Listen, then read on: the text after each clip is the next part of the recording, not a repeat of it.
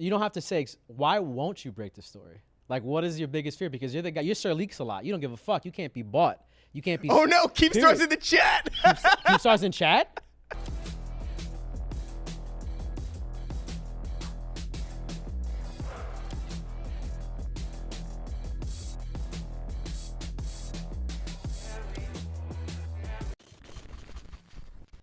All right. Welcome, everybody. Welcome to Super Late at 368. We got a new time. We're actually late, 10 p.m. It's late now. I know, right? Before it was at 7 p.m. I don't know why the hell whatever, man. We figured out the time. But I'm Gabe Olivero. With me today is always the venerable writer from The Verge, the man with no comparison when it comes to hair and glasses. It is the Bijan. Steven Bijan, how you doing? I'm doing all right. I'm very excited for tonight's show.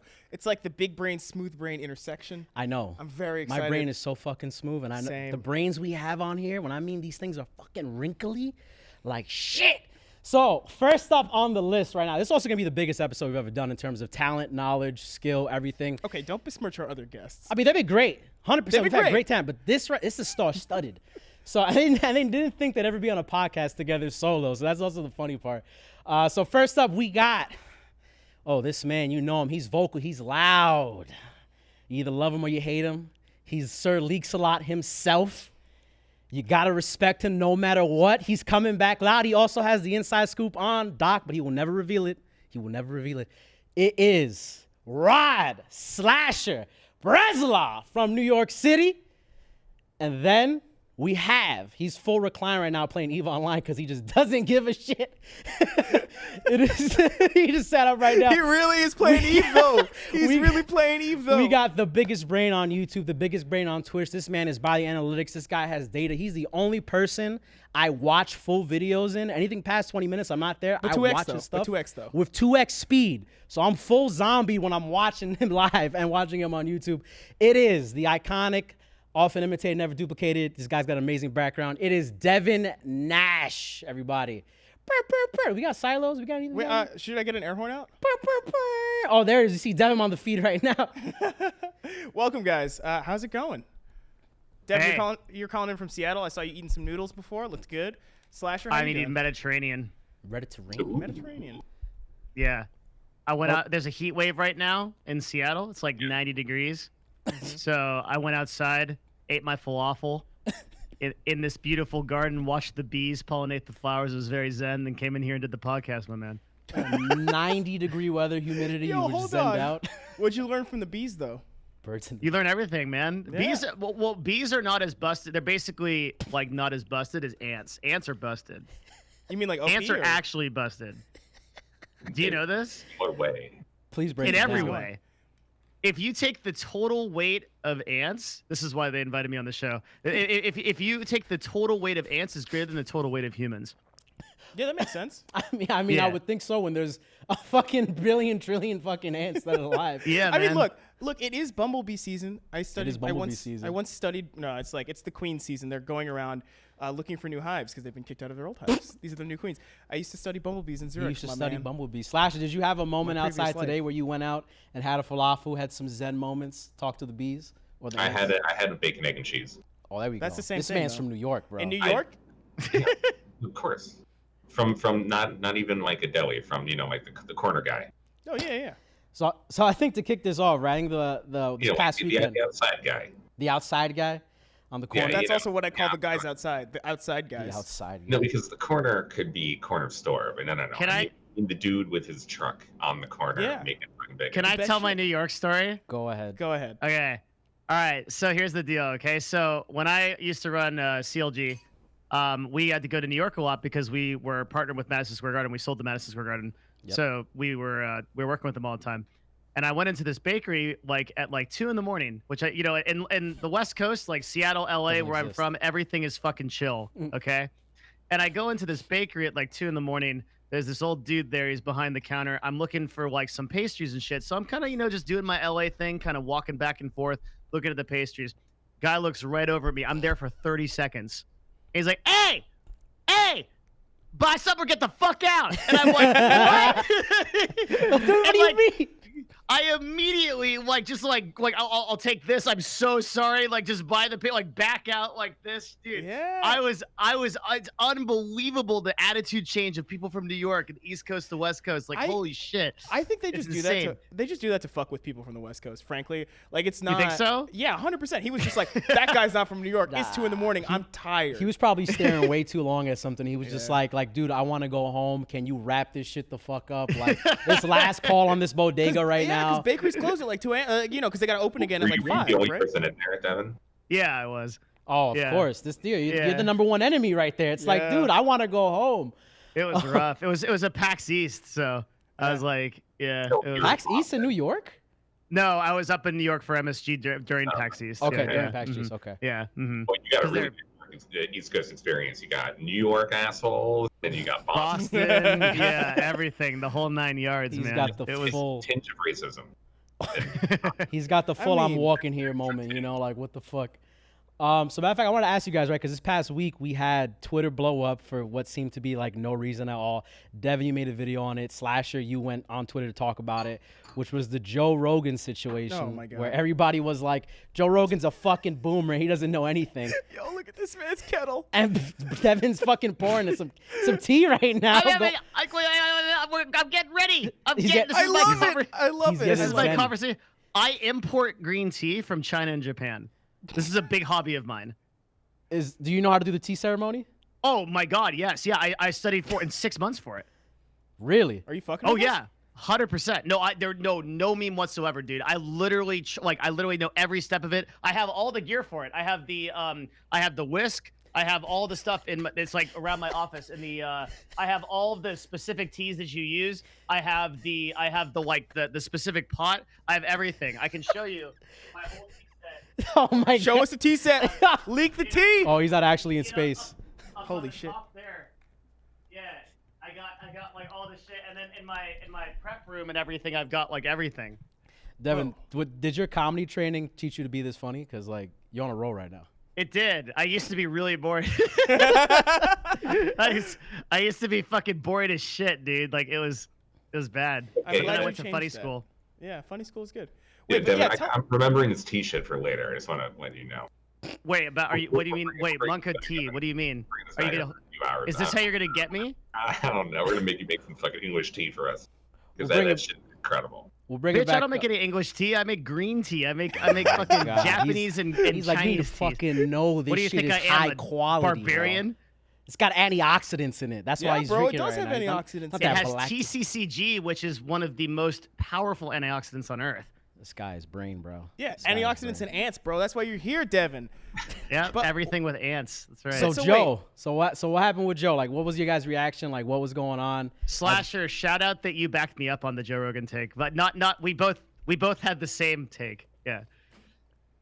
Unintentionally, which is good. Yes, it wasn't coordinated. No It was just no coordinated. yeah, No coordinated takes coordination. here. Yeah. Mhm. Good. Love to see it. So you guys Uh, didn't. Oh, go ahead, Sasha. Sorry. I mean, for me, I come from the Quake community. I come literally from the game that no one cares about, no one talks about, and is ignored relatively to everybody else. That just so happens to be the exact game that Joe Rogan has literally been addicted to his entire life. I have been more addicted to Quake than any drug or any other thing that I have or have not done in my life. And Quake has taken over my life probably more than any other video game has, from like a wanting to play all the time, need to play moment. And I played Overwatch a ton, and Counter Strike a ton, and You're Valorant getting a a little ton. twitchy talking about it, bro. Yeah, of course. So I'm just trying to say, like, That's I the cocaine coming off, actually, not the Quake. I understand where Joe is coming from, like, on this game, and because I've known he's been playing this game for like 20 years, even though he stopped playing for a little while. He even made a post last year on Instagram stating, like, playing Quake Champions again, this thing is more addicting than heroin and crack cocaine combined. Like, that is what he said. So for me, it's like, look, I know Joe Rogan is being, he's also had a pro gamer, Nothing, which is Jordan from EG, for a long time, a pro Counter-Strike player, and he's had on the guys from Doom. He's had on John Carmack from id Software before. He's had on developers, even though it is the games from Quake and Doom that he plays, on the show. So for me, it was like, I know he's been addicted to this game. I know he's played games his whole life. He's spoken on his podcast before about how he loves games and just play what you want, and that doesn't really matter. So if he has some, some dumb views on this one thing, I think that, look, he has a show that's 4 hours long every single time, and this happens all the time, but no matter what he talks about. But if you take like a minute clip like this, and it can get spread so quickly that I just found the whole thing kind of unnecessary. Given that's the actual problem, dude, is the misclipping. It's like Joe Rogan even defends professional gamers not 45 seconds after the clip, but like DeSerto can't be fucked to just like actually like they've got to post like and they clip it up, right? They edit it too, so it's like I hate video games, and it's like this like four, like it's all like mashed together. And if you just read the whole thing and the entire context of it, then you realize that it's actually a defense of video games. It's not. It's completely the opposite. Yeah, really? What makes you say it's a defense? Well, did you watch the video? I did. You watched the Devin Nash video? I did. I watched literally the whole thing when it came out. I clicked on that red ass thumbnail. I was like, yo, I gotta see this shit. Dude, my thumbnail game is like we gotta get into that later, bro. You've been up yeah, man. I have some Sith level masters that are teaching me some shit, dude. Some fucking Jedi like Ludwig. fucking. Yeah, dude. Yeah, he's one of them, dude. I've got some fucking like Sith archive fucking Wayfinder shit going on. Like it's good stuff. But I say that because here's the thing, okay? Like Joe DeSena was actually the one with kind of like the person that he was talking to was the one with the kind of like iffy attitude on it, because he literally was like, it's 1 in a billion, and Joe Rogan literally was like, no, it's not. It's actually more common than that. And he said like, you can make a lot of money playing video games, but you've got to be adaptive. You got to show your knowledge of it. You got to be aware that you can play multiple games. Like he's very like just exactly like Slasher said, he's very conscious of it. However, he also is conscious of the fact that video games are a waste of time for a vastly higher majority of people than they are a source of full-time income, right? It's infinitesimal, teeny weeny, eensy beensy, like amount of people that make any kind of discernible income playing video games compared to the number of people that actually struggle with it from an addiction standpoint or from just a pure waste of time standpoint, right? Mm-hmm. That was his point, that it's like it's a double-edged sword. That I think was what he was trying to get at. Yeah, you can wake up at 30 after dedicating yourself to this game the entire time and just be like, what the fuck is going on with my life? Which is like with Joe, like Joe said that himself. He was like, woke up at 30 years old, addicted to Quake, and his stand-up comedy wasn't where it was at. His career wasn't where it's at. He's just like, I got to stop playing this goddamn game because I'm not getting anything done. And go ahead. There was a time in like 2014-ish when we were in the First World War on EVE Online, where I had to make like a literal decision. Yeah, I was waiting. No, I'm not that old. I didn't think you were, but I was like, bro, maybe you remember it. We're in the First World War of EVE Online. Back in when we were in the First World War, like in the First World War of EVE Online. Okay, listen, the First World War of EVE Online was a big deal. Okay, okay, it's 2014. I'm running CLG, right? And I had to make a literal decision. Am I going to fight in this war, or am I going to be the CEO of this company? And it was like a 50-50. Like I wasn't sure, right? Like I've had that. I was the person that like my mom had to put quesadillas under my door because it was the only food flat enough for me to eat on EverQuest raids. Oh shit. Yeah, dude, I get it. Bro, your mom let you raid though? Fuck yeah. Well, Slasher, did you have anything like that too? Yeah. What, quesadillas under the door? No, like a situation. Slasher doesn't have any parents. He just spawned like an orc from Mordor. My time was like trying to listen to my mom if she woke up, so that I knew I had to get off the computer and pretend I was sleeping if I heard any noise in the apartment when that was happening. And because because it was 56K days, if she picked up the phone, it would disconnect the internet. So I would hide the phone. I would hide her phone. I would take the phone. I would make sure there's no way she could turn on the phone during that. And I got so good at getting from the computer to my bed before she would be able to. I was an expert. Like I would make sure because I'm trying to play the game and listen in the game for things that are happening, and then I'm also trying to listen to, is she going to wake up? Do I hear any type of movement from the bed or the floor? Incredible. And if that happens, I have to go. You know what's extremely funny is That is like the first chapter of Edward Snowden's memoir. He did exactly the same thing. Because like, this was the come up, right? This was the 56K days. These were, man, that's like, has any game experience ever been as exhilarating as beating your mom back to your bed before she woke up and like caught you on the computer? I don't You remember that? You remember that game, Don't Wake Daddy?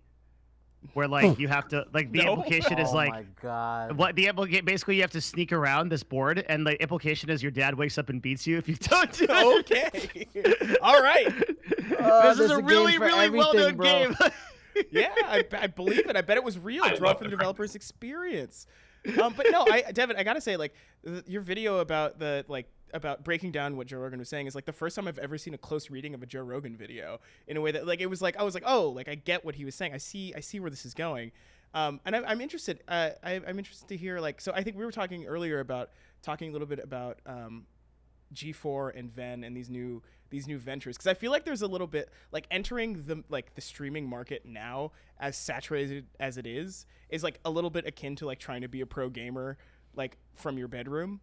So I don't know, like, what do you guys think? Like, yeah, but right? Ven and like, G4, they're not. It's not more looking at streaming. They're like, producing broadcast and networks. Right, but they're doing broadcast television in like now streaming. Yeah, okay. Like I don't know. I used to watch a lot of G4. Ven I'm sure is gonna happen. I mean, yeah, it happens like next week. Yeah, shouts to the homie Aaron Ashley Simon, who's got a job doing the thing. But like, I'm curious to hear your thoughts on like the launch of these two networks and like what it means for streaming and gaming in general. I mean, the launch of what two networks? Sorry. G4 and Ven. Yeah. Oh. The two. You don't know what those two are? Devin is just like, oh, yeah. My man's brain is too big to contain everything. Well, I'm familiar. Back, and Ven does launch next week. But to tie it back in, I mean, Joe Rogan getting $100 million in Spotify has allowed him to continue doing his show, which is whatever he wants to do. He's been able to build up such a huge audience over mainly YouTube to then sell his podcast as a show to Spotify, and that allows him to say whatever the fuck. And now Joe Rogan has reached a point where his show is being clipped every single day for content for other people with good reason. Yeah, he's hit at a level where so many people listen to what he has to say, and that like affects the daily discourse of the day or whatever. But him getting the Spotify deal, it allows him to not give a shit. Do you notice that he never tweets? Joe Rogan does not tweet, and that should be smart. Everyone in media, everyone who has a show, everyone who has a podcast is always on fucking Twitter promoting and marketing, networking, doing all that shit. But the number one person, Joe Rogan, doesn't give a shit. The only thing he does is repost his Instagram posts, which are like pictures of stuff. And he's really smart. So that is the dream, though, is getting off Twitter. So then how does this tie into Ven and G4 then, Slasher? There are new things popping up all the time, whether it's podcast networks. And now you have G4 and Ven, which are, again, the dream of doing a 24/7 gaming network. But, G4 used to be on TV. Of course, that is no longer a thing. So that, from my sources, say that is going to be focused online. So now instead of doing it on TV, they want to have 24/7 gaming networks on Twitch and YouTube and all these platforms, which on a basic level makes the most sense than it ever has before. I mean, gaming's bigger than ever. Twitch culture is bigger than ever. Streamer culture is bigger than ever. There's other like industries like music and movies which are now tied into Twitch. So there's like more opportunity and more room to do this content than ever before. However, at the same time, tying it back into what we're talking about with Rogan, there are some people like Joe Rogan who command such a huge audience that he doesn't need to go on the platform. Like if you're a huge streamer like XQC or like, okay, so Austin is a good friend of me and Devin's, is doing a show through Ven, but his main source of income and his main work will still be his main shows that he does on Twitch. He's just getting paid an additional significant amount of money probably to do another show for one of these companies. His focus will still be his own content. And if you're big enough on YouTube or Twitch, there isn't as much incentive to join G4 or Ven unless there is a really gigantic salary or you are making it like secondary content. Like you're already doing your main thing and then you signed an additional contract to do new content. And I think because a lot of their creators aren't going to have, like, the primary thing is not going to be the show or content they do for G4 or Ven. G4 and Ven is going to have a really tough time doing 24/7 Twitch and YouTube networks compared to fucking, like, I don't know, XQC or whatever. Yeah. I mean, really, and these are businesses that have, like, you know, tens of millions of dollars being poured into it, and G4 is backed by Comcast or whatever. Like, I can see, like, fucking XQC or Shroud is still going to get more fucking viewers than this thing that's being spent for tens of millions of dollars. And I think that's a problem. I don't mean, I feel like it's potential to have success, but there are issues. What about you, Devin? What do you think? I think that having more pre-produced content come to Twitch is good, and come to new media in general. It brings more show type stuff to the platform, which evolves the platform overall, makes it easier to identify with sponsors, and kind of moves our industry forward. I figured this, I think, like a couple of years ago when I started to see shows like Critical Role. It's like one of the most popular D&D shows in new media. And some of these like more pre-produced shows, which is like, okay, we come to Twitch, we have a plan, we're going to actually produce something, and then we're going to leave. Right? Versus like, hey guys, what's up? I'm streaming video games, you know? Like that idea of that pre-produced content makes it a more accessible platform for brands and serious players to get involved. And I just generally think that also it's like partnerships with people like Austin for Ven. They're great because that also adds more money into the ecosystem for those content creators, which incentivizes more shows, which incentivizes more quality, and we just move forward as a platform. It's literally like a rising tides lifts all boats situation. So then, just to stay on this a little bit longer, so with the whole Ven and G4, well, we haven't seen what G4 is going to be, right? They're probably going to lean into nostalgia, old school shows, etc. Maybe make some new ones. Ven is packaging themselves, like taking somewhat traditional media formats and applying them to, like, I guess they're gamifying them in some way and making them nerd or geek culture. And they're also like adding like young new creators into the mix, which like I thought was really interesting. Like I was surprised but not shocked to see like Sushi Dragon get a show. Yeah.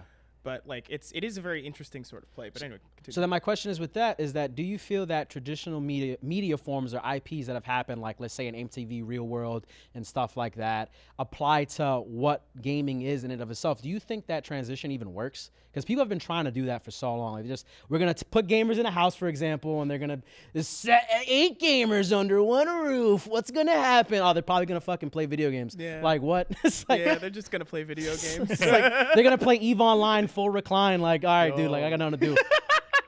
You're really getting me for that, huh? Look, that shit was hilarious. I need to update my market orders. Respect. All right, like I have 6 accounts. Okay, they're not gonna. This spaceship isn't gonna build itself. All right, like this is a live economy, boys. You know, we love to see it. We love to see it. It's just like the real world, or so I hear.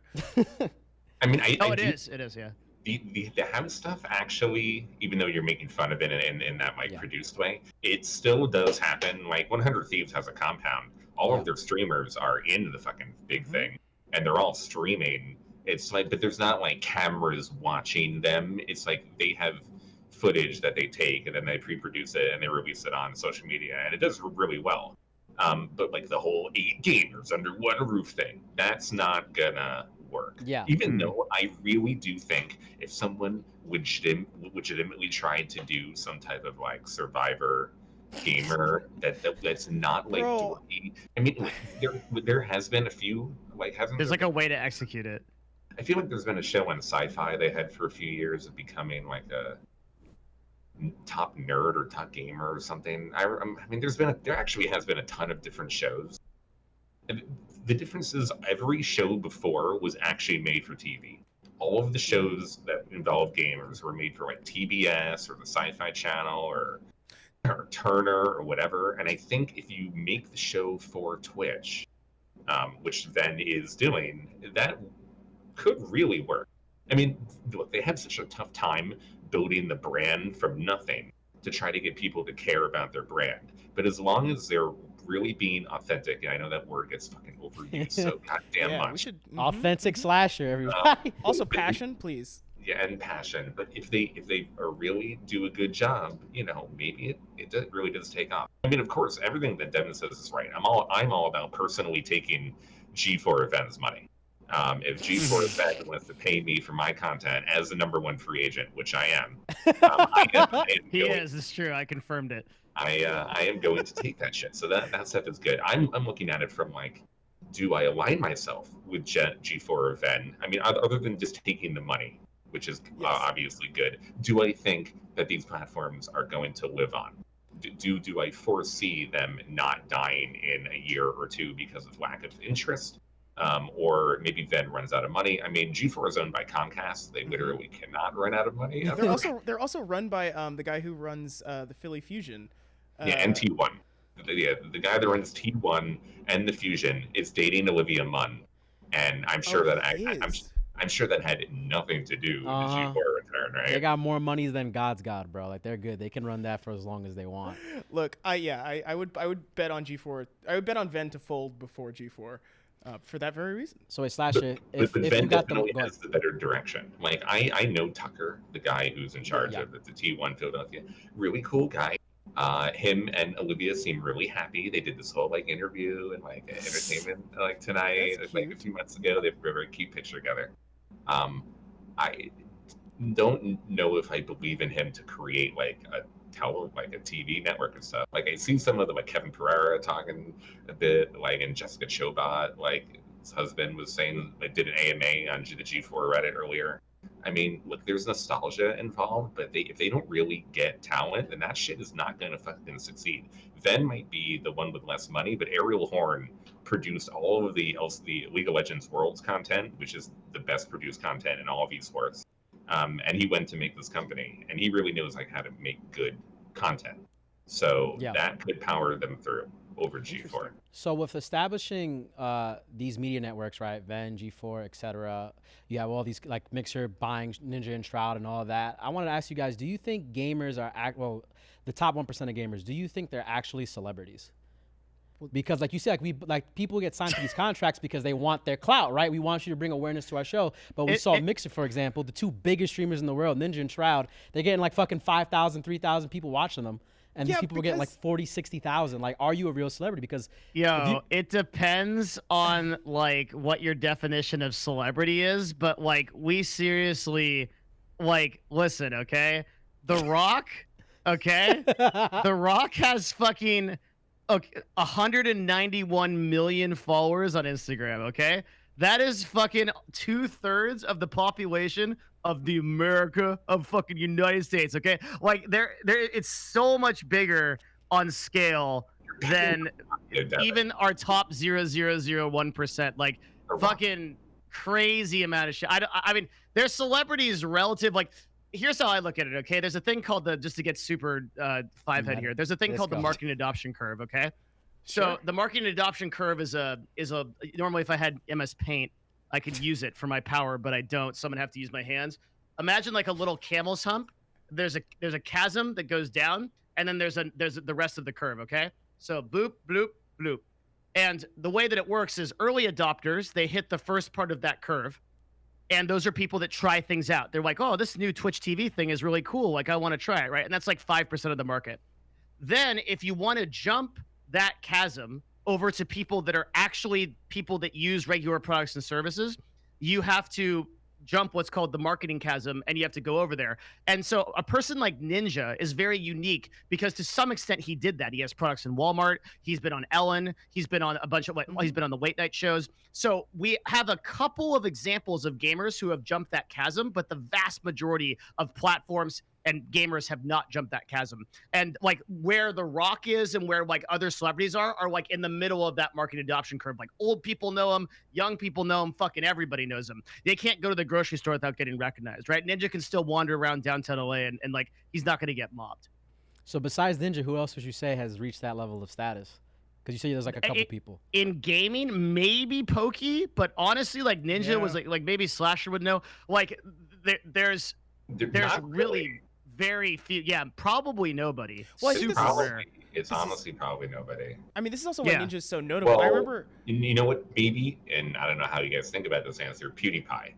I think PewDiePie is probably the other answer. Yeah, he's the closest thing to it. But I also think I still think Ninja's like I think Devin, you're right. I think Ninja's unique because like remember he hosted the fucking ball drop at Times Square like the New Year's party and tried to get everyone. Yeah, to that flock. shit's. But I was just dude, like, that's everyone in America is watching that. That's yeah, like dude, that shit watching is a them get big rained deal. on. And by the Huge. way, I'm glad you brought that up because do you remember how it was received? It Yeah. was Ninja doing fucking flossing while Yes. everybody Rain. thought he was a fucking idiot. yeah, exactly. And Because it's- and the reason for that is because gaming is not accessible to normalized audiences yet. Like that is like actually proof of concept right there. Okay, Yeah. that shit was fucking cringe as fuck. yeah, but like, but the thing that like, Eh. Do Most, not like- ask the New Yorkers standing. It was raining that year, Yeah, by it the was- way. yep, it was bad. Everyone, No, I everyone remember. fucking remember.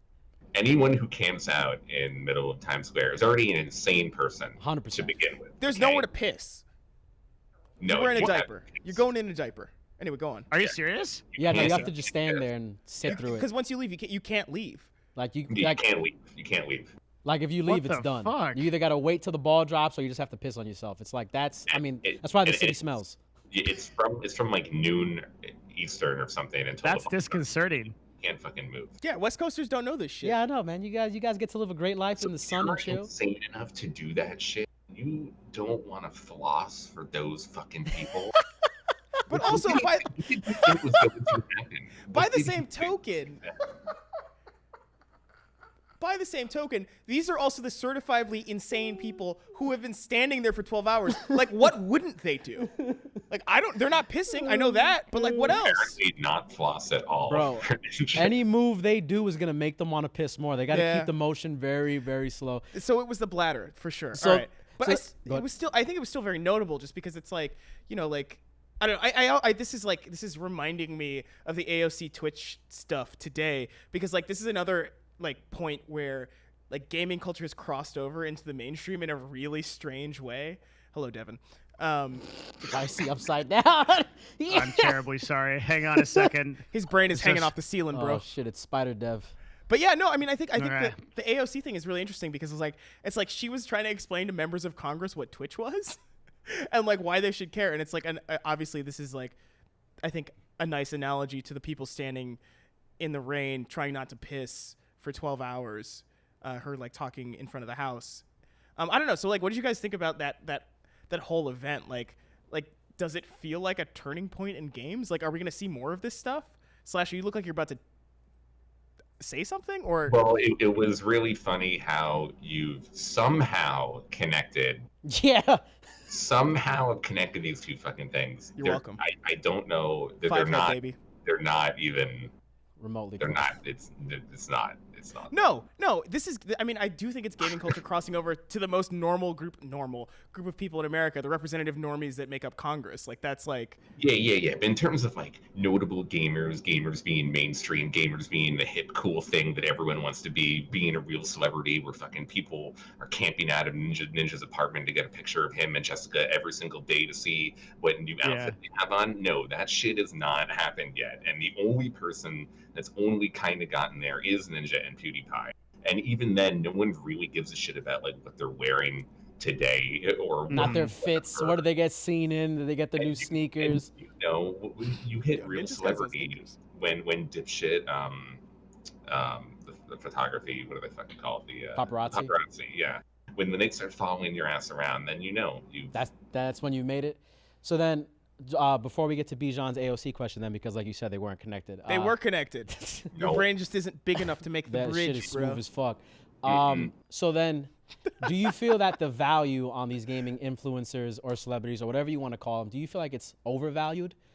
Like, do people really think? Because I think there's like people think live views and such are like the end all be all. Where I know maybe Devin will agree with me that I think YouTube is vastly more superior than the live view, right? The VOD view that you get. He threw his hands up. And that's my show. Thank you very much. I've said all I want to say. Thank you for having me. Gabe, That's amazing. Absolutely. I mean, that's 100% right. We sleep on YouTube so much because YouTube has a dynamic ad network that makes so much more sense to invest in than typical influencer marketing. Like here's the thing with influencer marketing, okay? I actually haven't like talked about this, I think, but if you want to do influencer marketing correctly, a lot of times the way to do it is to do micro influencer content. So for example, let's say that you sell something like you're like a local restaurant in Seattle, right? One thing you might want to do is you might want to look for a couple of local influencers who are 800 followers or less. Not like something like really significant, but who are the type of people that follow a 400 follower Instagrammer? They're friends, right? Yeah. People in the local area. So you get together, and I'm actually speaking from a literal case study. I have a friend that does this, and he runs a Vietnamese restaurant in Seattle. And what he did was he reached out to a bunch of people that had like 300, 400 Instagram followers. And he said, hey, come in, get a free meal. I'll pay for the meal. And I'll also give you something on the top, something like 40 or 50 bucks. And take a picture with it. Like, tell me just authentically what you think about my food. This guy went from like this restaurant was clearing like 7 to 8 to 9K good month profit to like 40 to 50 G's a month. Right. And all he did was just Instagram influencer marketing. That was it. Because those micro influencers, you know your target demographic, you know your audience. Whereas if you go to XQC's stream and you try to sell something, right? Well, there's all kinds of fucking people in there, right? Like, the way I like to think about it is, if you can imagine like let's say that your total following is like equal to a city. So like 500 followers, you're like a small town, right? And 30,000 followers, 50,000 followers, 50,000 concurrents. Now you're like downtown LA. And in downtown LA, imagine all the crazy fucking people down there. There's a guy waving his dick at traffic. There's a fucking homeless guy with a bucket on his head, right? So like, not all those people are going to be your target demographic to sell something to. So if you really want to do influencer marketing correctly, it's micro-influencing that takes the cake. Otherwise, you go for CPM ad networks are almost always more effective. So can you explain to me right now, really quickly, the Dr. Lupo Gillette commercial I saw the other day on fucking Twitch that just popped up? Like, I have a beard. Why would I shave? Yeah, it's very good. I think occasionally the Twitch sales team, like V for Vendetta style, black bags a brand and convinces them to spend a horrendous amount of money to try something over here. And usually it doesn't work, which is why you don't see a lot of like repeat stuff. But it does, like, it comes through. They sell the inventory, and then it's very shaky. It's really, really hard right now for Twitch to justify their ad spend versus a platform like Facebook or YouTube, Google, or anything like that, because you can objectively measure ROI on any of those other PPC platforms. And just to like piggyback, Devin is totally right about everything. At the same time, like the market for streamers was perfect when Ninja and Shroud signed their deals. You had you had Google, Amazon, Facebook, and Microsoft all competing against each other with basically open books. And you had all of the streamers with an agency called Loaded, who had all of the top streamers at one time, who had a past history with Twitch and knew exactly how to negotiate the market, with making sure all their talent gets paid by one of the major streaming services.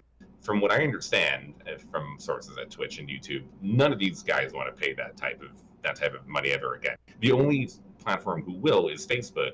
And like I was able to report that Facebook offered Ninja twice as much money as he made from the Mixer deal to come to Facebook, and Ninja declined. So Facebook has the money to spend. Twitch and YouTube do not want to spend on content. They also don't think they have to or need to.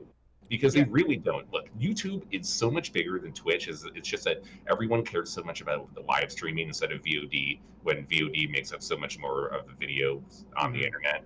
And people just don't realize that or ignore that. Why do you think that is? Because live streaming is cool and YouTube isn't as cool right now. Well, it's also relative, right? Like, because we're power users in the Twitch space, we tend to think about the things that go on in Twitch as like the end all be all. Like the truth is that these are very sort of niche kind of like environments, ecosystems. Whereas like outside of that, you could just give you an example, right? There's about 15 million, and that's like post-COVID, so it's really good numbers, like 15 to 16 million people that come to Twitch every single day to watch all of the content on Twitch, which sounds like a lot of people until you consider that on YouTube, it's 200 million. Except it's 200 million just for gaming. So like without any other fucking thing included, right? So it's like we live in an ecosystem where Twitch as a platform is like super talked about, but immediately one step outside of that, like you go to Trader Joe's and people are like, what the fuck is that?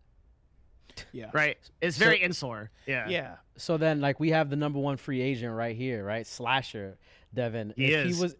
Would you say why? If he's gonna start creating content, are you sending him to YouTube or Twitch? Like what? Like how would you? What's the ABC plan for Slasher?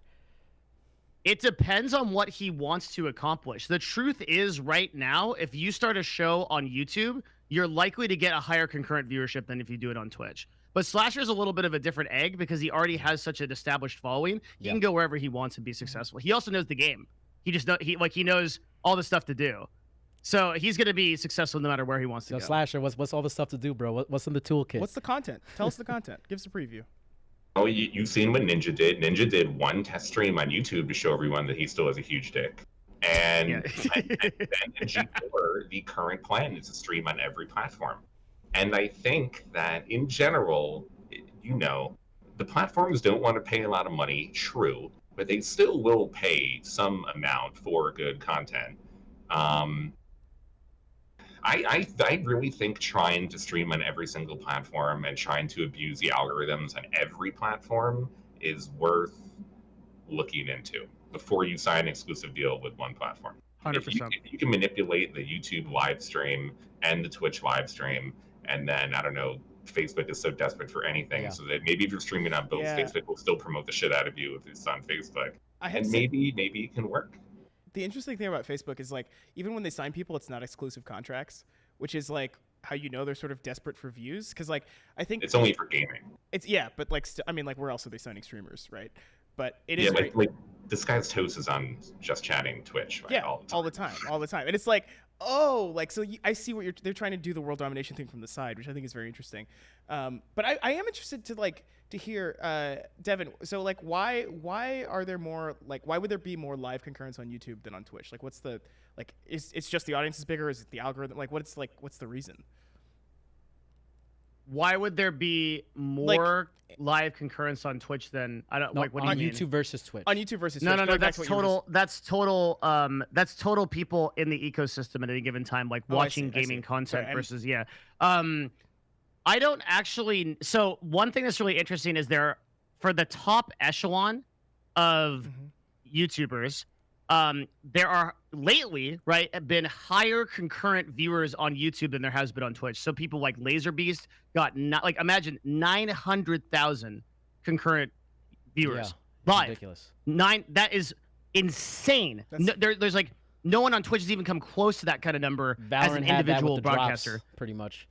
It's totally nuts. Like, and that's legitimate users, right? So like, YouTube has already shown that they can get users that are like a higher base of concurrence. Their top celebrities can do it, just because they have what we sleep on a lot is that when it comes down to it, Twitch doesn't actually have any kind of real algorithmic learning, which means that, like, if you want to find a stream on Twitch, the way you do it is like either you go through the directory or like mostly you just kind of like get some idea from like a collaboration that someone else is doing. It's actually really hard to discover streams. But if I want to like look for like Pokemon's dog playing Fortnite top plays where she talks to a 12-year-old at the same time and the room is blue only, like I can search for those terms. It's going to pull up exactly what I want to watch, and then YouTube is going to recommend me more of that content. And because of that, it's a flywheel that grows and brings more people into the streams. And for that reason, YouTube will always have a better system. So speaking on YouTube, and you just talked about how like you can put in these specific search terms and get real deep, get super meta. You just had a video not that long ago you did with Ludwig. And, Ludwig does none of the quote unquote best practices, like putting in the right search terms, putting in like this very specific titles that you could search up. It's kind of just like freestyle, whatever it is. There might be a term in there. How has that affected your game? Because you're pure, you're just data, man. Like you've changed everything. Ludwig does do the system. It's just the system has changed. It used to be, if you wanted to make successful YouTube videos, you would want to use your title as kind of an H1 tag, because it would teach the algorithm what to search for. So, for example, if I put in my title, top Fortnite plays, then like YouTube would actually flag that very highly. Nowadays, dude, like it's actually a totally different game. The way that it works is YouTube builds an individual profile of you as a user, and based on what you are based on what you watch, your watch history, your watch time, your engagement with those things, you get built sort of a profile of what you want to watch. And most people, they just watch videos off their recommendation tag and their suggestions tag. Like they just watch it off their home tab. Like that's like their behavior. So it's changed now that what you want to do with a thumbnail and a title is you want to create every possible chance you can to get somebody to click that video. And if they click through on that video, then you have them. So that whatever the title is, I mean, I literally have like people I know that are like, the title is click this video. Yeah. And then the 39 DAF or metadata something gets like that. Yeah. What's that? Like 39 DAF, something like That something is like- 39 dash video. Yeah, Yeah. dude, you've done your research. I'm super impressed. Yeah. Or like Borgar, right? And or Ludwig has videos like I am speediest man. And like the reason that shit works, right, is because he actually solves for the metadata in his description. The description gives you all the keywords that you want, and then the title and the thumbnail gets you in. The high, what we call CTR, which is click-through rate, the number of people that click through the video, that boosts it up in recommendations, and then people with that profile that like that sort of content click on it, and so goes, and that's why those videos take off. So Slasher's gonna have nothing but clickbait when he comes on the platform, right? I can't wait 'Cause for Slasher. He's clickbait. got nothing but juicy titles to put. I feel like I see commentary channels owning right now too, Dude. so I feel like it's definitely it's helping everybody. It's our time, dude. It's our I'm time. It surprised really that is. Slasher's not doing commentary I still already. think I think a Slasher like hair product review. I would click it. Is this shit ass? Like luscious locks, how to Luscious get them locks. from Slasher. He's using Maui moisture. Ha! But The beta only. but It's Devin, changed a lot. Like, I remember like 5 months ago, I have a video, highly successful long-term streaming strategies with Amaranth, right? Super meta. Super meta. That video didn't do too bad, right? And now, like, fast forward, I'm literally have videos like click to save gaming or gamers versus Joe Rogan. It's like totally different fucking stuff. And like, a lot of the people has inspired me for Moist Critical, if you know him. He's another one of these guys that has like he's been on the show that Slasher and I are on a lot, the Scuff podcast. Dude, this guy, his fucking titles are next level. It's like so he has 870K views in 2 days. It's called Batman Doesn't Kill People. And then a day later, he releases a video with 544K views. Batman definitely kills people. Okay. And like this guy like is next level, dude. Like the way that he sex toys can get you ripped. 1.1 million views. yeah, that'll do it. Yeah, I'd click on that. Yeah. Instant. It's amazing. It's actually really terrible. changed. It's actually terrible. So I mean, yeah, I'm it just is. glad. I'm just glad It is clickbait awful. is now good content. Like clickbait titles leading you to things that are actually like interesting. That's an inversion of the formula. I love that instead of like shitty slideshows that are spam.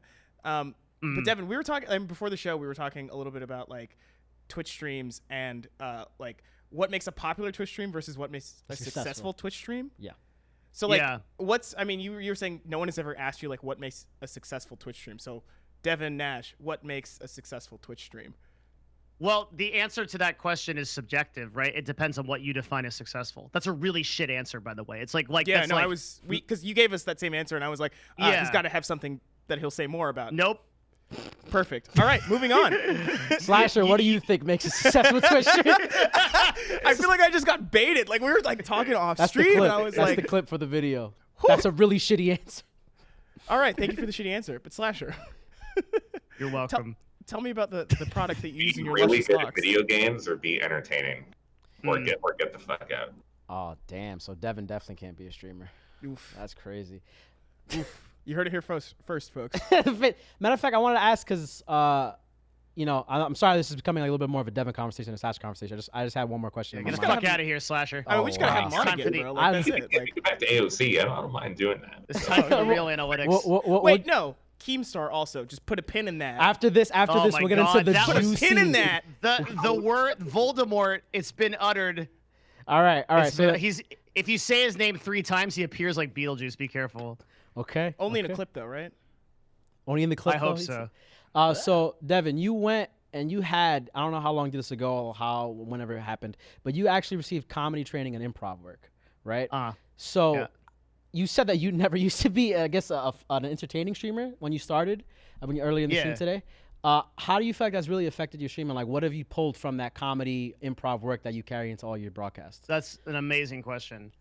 I think one of the most inspiring things for content creators is to realize that broadcasting itself is actually a skill. Yeah. And when I started streaming, it was in 2012. Like I was like an OG streamer. I streamed League of Legends full time and I taught people how to jungle and shit. Hell And yeah. like it was so toxic that like I fucking went crazy. And then one day before I started streaming, I started crying underneath my desk. And then I decided to stop broadcasting. And then I went into esports. And then I cried under my desk in a different way.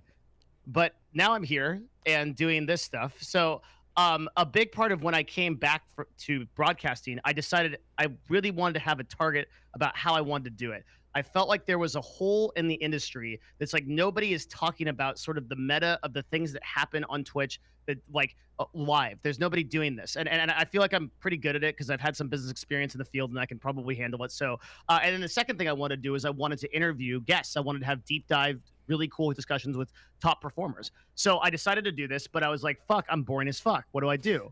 And then I'm like, okay, I literally am going to go join a like traditional improv class, like Seattle Improv. Go there every week. I'm going to act out for like 4 hours and learn like how to evoke things, how to like change your tone so things are much more interesting and engaging and like change everything. And then I took stand-up comedy. I bought one of these fucking things. It's like a little, by buy it, I mean, I got it from Coursera for free. Thank you.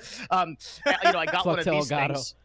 Yeah, so every time that I hit this little button, it creates a little note in the stream, and then at the end of the stream, I go back and I look at that, and I look at like, did that joke land? Did it deliver? Did I need to get pausing better? Did I need to like handle it a different way? And through that method, I literally like went from being like 100 viewer Andy to like combined with like collaborations and other marketing shit to like top 0.0001% of broadcasters at this point. It's a totally farmable skill. You can do it.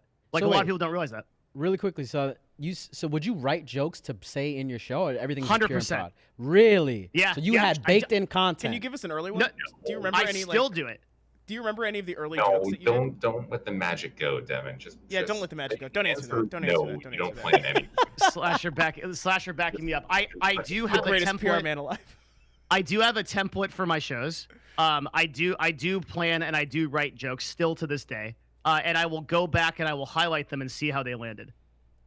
Slasher's like, you just ruined the whole fucking mystique. I tell my viewers this, like it's like they're not gonna, they don't care. Cool, they're though. troglodytes. I mean, the other thing is like, They live in a fucking cave. Shouts to Devin Nash who's in the stream right now. The but no, it's interesting because like it does like that kind of like pre-production work does put your stream ahead of other people's stuff because it's just like this is like real stuff. It's real content. I hate the word content, but it's like real. Well, think about every other profession that does something even remotely close to what we do. Public speaking, comedians, right? Comedians write every single line of what they do. They literally like plan it out, like fucking John Oliver, fucking Jay Leno, all those guys that run talk shows, right? They plan everything. They have writers. They have like, I don't know why these concepts are so arcane to us. Like we think that like the only meta is like, I'm gonna log on and I'm gonna play a video game for 8 hours and then maybe I'm gonna talk some stuff. Like, dude, like of course that these lessons from other successful people carry over to teach us things that we can apply ourselves to. Dude, but we're so fucking lazy, we can't so be fucking... low on Twitch. Yeah, like, it is. Any good idea? Do some work. Just take 10 minutes. Like after the show is over, if you watch the Scuff podcast, oh my God, which is purported to be, and look, I have a wonderful time on there, but it literally is the name of the show. Like we cover really important topics. We like Train brought on NBA players last week, and like there's no like list of questions that me and ironically Devin writes the show, and when I'm not lazy, I help him write the show. And if we didn't, or Devin didn't write the show, no one would write the fucking show. Okay, and this is what technically the biggest talk show on the entire on platform. Twitch. So the bar is so fucking so low for even a little bit of preparation. And half the time we don't even do it. We don't even go off the top. It's just what are you doing? Or like, how big's your dick? Like, it's just stuff like that. Like, so then 100%. How do you guys manage? Like, you guys are literally in chaos on that show. Like, there's a million different voices happening at once. There's this person screaming, this person screaming. Slasher's fucking saying fuck you. You're like, okay, whatever. How do you guys manage that? Like, that chaos? It's organized chaos. It looks really impressive from the outside, and in reality, we don't know what the fuck we're doing. It's just, yeah. So Train is an expert at. He'll be like, I don't mean to slightly change topic and go completely like change topic. Oh, in a great. total other direction, not even remotely related to what we were talking about. And then it'll be like, all right, any gifters? and now we have a sponsor, so like the show actually can get even more clusterfuck. I don't think the show is gonna get any less That shit blows my mind because you guys got the Cash App sponsorship, for a large amount of money. And I've seen Trainwreck stuff on YouTube. But I'm like, this dude is not ad friendly. Like, he's definitely not advertising friendly for most people. Like, for Cash App to sign that deal, I don't know, do you have any insider info? Like, how did that even conversation begin? Did they reach out to Trainwreck? Did you reach out to them? Did you facilitate that? We closed that deal from open to close in 48 hours. It was the fastest I've probably ever had a deal done. It's just that Train and I have been looking. So the other, like my other hat that I wear, I'm actually only broadcast part-time, less than 20 hours a week. Yeah. My main job is I run an agency, which is like a full-blown talent agency that reps people and does creative solutions for brands. So I typically use that war machine to do stuff that I think is cool. And Train and I were looking for a long time for a partner that we thought that could also give back to the community. We get offers all the time for the podcast. There's a lot of inbound. But Cash App is cool because they actually, like, the first show that they did, they fucking dropped 20 G's on the community. Yeah. Like just straight up, right? And that's like, this is a really cool form of marketing that I've been thinking a lot more about, called experience-based marketing, where you don't have an objective return on investment for the marketing you do, but because everybody talks about it and creates a narrative, it becomes something bigger. Did they give Slasher his 3K appearance fund, though? Was that part of the 20? Oh, it's really me and Devin. because Cash App did. They also sponsor Bodega Boys, which is another not ad friendly podcast. Like, there's like no what you know. They also sponsor Joe Rogan. I mean, Cash App's going for the cool kids. They're not going for the sterile which stuff. I think will be vindicated in business school like cases going forward, just because 100% agree. Like it's just so fucking smart the way they do things. Cash App is Jack Dorsey. He doesn't give a fuck. He founded Twitter, bro. He even uses like Twitter and manipulates the algorithm because he knows how to. And I've seen Cash App trending like I feel like dozens of times. They also just give out money. Things. Like that's why. There's the thing is, what's so interesting about Cash App and their kind of like thing that they do on Twitch is that they do it. Slasher used the word before, authentically, right? There's a lot of ways to do giveaways and make yourself look like a douche. Where you just attract the lowest common denominator. Bro. You know what I mean though? Like yeah, I do. Yeah, like whereas like Cash App, like they come off as like being for the people and like everybody goes fucking insane when they show up. Like it's that and I've had to have a lot of conversations with the head marketer over there. And like he really understands exactly what he's doing. He really understands this experience-based marketing. He's very smart. I mean, who would have thought that during a pandemic where the U.S. government can't get its shit together and give the people in this country any money at all, Cash App stimulus check, dude. Everyone would love the brand that literally gives you cash. Yeah. Jack Dorsey is the most fascinating man alive. Like, Slasher Gabe. Oh, go ahead. Yeah, no, that's it. I mean, he does some crazy shit. Yeah, I mean, dude, did you hear about his like, morning ritual? He like walks like fucking to the offices, which is like 5 miles away from his house. No, not dude. He doesn't eat Friday, Saturday, Sunday. Every quarter, he goes on a 10-day Vipassana meditation where he doesn't speak or use any electronics. He's fucking super crazy, dude. He's very eccentric. I mean, I think if I got that rich, I would also be very eccentric, just to feel something. Just to feel something.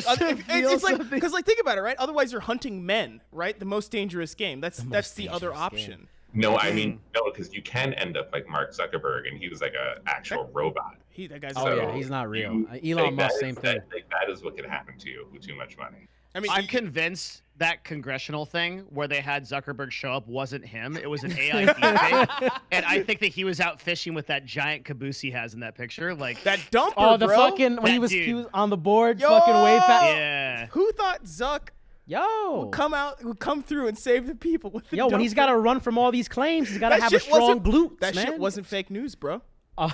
So speaking about 100%. the congressional stuff, Slasher, you brought it up. Thankfully, it became the perfect segue. Hey, AOC. It was a perfect segue, fucker. Listen, it has to go perfect Gabe for Slasher. did it right, Bijan. You gotta respect. So the AOC hearing today, talking about military, army, advertising to kids on stream, etc. You were very vocal about it for the past couple weeks, couple days.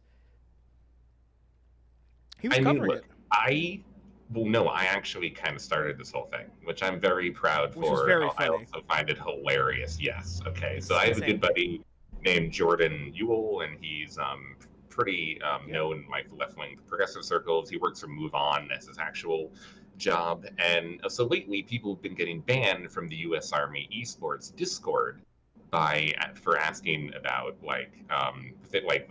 stupid things in chat. So then Jordan decided to go on the Twitch stream, just like people were going on Discord, and ask people or ask the streamer, "What is your favorite war crime?" But you couldn't do that because it was you couldn't write that in text because it removed it automatically. So you put war crime with a 4 and a 1. Oh my God. And that ended up getting him banned. And he posted this video in an internal chat, and we both thought it was hilarious. And I thought it was really funny. So I asked if I could post it. And I did, and then unintentionally, it got picked up by mainstream media, mainstream news. They spoke about it on TV a little bit, and that got the attention of Congress people, including AOC and the ACLU, who all wanted to see if this was unconstitutional, one, banning people from chat, and then because of the information that people got, that they were actually using these giveaways for recruitment purposes, which really isn't cool, in all honesty. Yeah. That is what got the attention of people like AOC and Ilhan. And so our little fucking trolling of talking shit about war crimes to the U.S. Army esports Twitch turned into this weeks-long extravaganza of things happening. It's like slashers for the people, man. Slash That's what the I, people that's what I chat. get from the story. But like, it wasn't the intention, okay? We thought it was funny. We didn't mean for it is extremely funny. I mean, like, He doesn't mean to objectively. be the good guy. I mean, I'm just sad that AOC's amendment or whatever got struck down. Well, it was the House never today. like it, there Right, was but no. like, That was never going to pass. I mean, the Democrats barely voted 100%. more for that than against it, and every single Republican voted against it. She tweeted like, how was she supposed to teach Congress people about Twitch? And like, That's the funniest. That alone is impossible. And of course, every Republican and even some Democrats are never going to do anything that's regarding demilitarization of like our country, whether it's like taking military out of schools, which I don't think should be in there either. And look, there really are the U.S. Army, the U.S. Navy, the Air Force, and the National Guard all have major sponsors or partnerships with Twitch directly as a company, esports organizations, and teams all in the last 2 years. So it's fucking frightening. Dude, I mean, I think I broke the story with Nick Merckx like dropping his National Guard endorsement, right? Because it was like upset, like the National Guard had been deployed, and they were just like he was like if like I did something fucked up, like would I like be able to like stay in this contract? I don't think so. And it's very interesting, but I think it is interesting that like it makes a lot of sense that the military industrial complex recruits where the people are, which is like young 18-year-old men are on Twitch. Right? For the sake of conversation. They diverted their entire Super Bowl advertising, which is millions of dollars, to YouTube and esports specifically to reach the new digital age. So they're doing exactly as they're intending to do. Terrifying. I mean, so then the question. I mean, wait, but go ahead. Slasher. Sorry. One question. What is your favorite war crime? This guy. Slash, he's setting you up. Don't do it. Don't do it. Don't do it, Slash. You're gonna get canceled. Don't do it. Even Devin squinted right now. He's like, don't do it. Dude, that's a really good question. I'm not gonna ban you from chat. We can move on. That is a really good question. I'm gonna use that later, I feel like. You know what's more salacious than that question? Apparently, Voldemort is coming to Slash's life. Yeah, we should talk about it. Keemstar. Tell us what happened. Like, what was the whole deal? I don't know what you're talking about. Okay, all right. He who shall not be named. Yo, Devin, you're not gonna tell this guy to spill the beans? No. No. Devin's playing Eve. You can see. Look at his face. He's building the ship right now. He's straight up like. I had to check out during that last conversation, dude. We would have a fight. I strongly disagree with all this. No, you should totally go for Do it. Wait, no, fight. What's going on? What do you disagree with? You need round 1 right now before we go into round 2. We're the pre-show. Remember, the pre-show for scuffed, bro. We gotta hype you up. You gotta get those. Nah, dude. No, miss me with that shit. What I will say is, we rep the U.S. Army out of Idaho, Washington, and Alaska. This is what people that I work with. We just fucking did a whole thing with like the Golden Knights and shit like that. I think a lot of people are sleeping on the benefits that the U.S. Army has to a lot of people. I'm one of the people that like, I don't think. Look, the U.S. Army isn't perfect, and definitely a lot of the concerns that people have are legit. But the other side of it is like, this is one of the only systems we have in America to lift people out of poverty. and actually change classes. That's A, right? And like B is that like, okay, there are 152 MOSs in the Army. Only one of them is frontline infantry.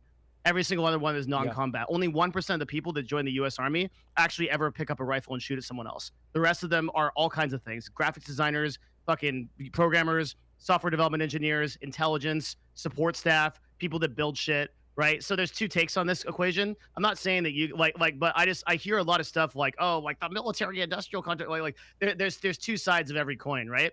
I think that like, I can see the legitimacy of the place where Slasher is coming from on this, and I understand like we need to do some more careful thinking about like how the U.S. Army recruits, particularly among younger demographics. But generally, I'm on the other side of the coin, I would say. So you think it's fine for them to advertise on Twitch to kids? Not to I kids, didn't say that's a loaded question. That's not not at all what I just said. I mean, it was funny because I said there are benefits to it.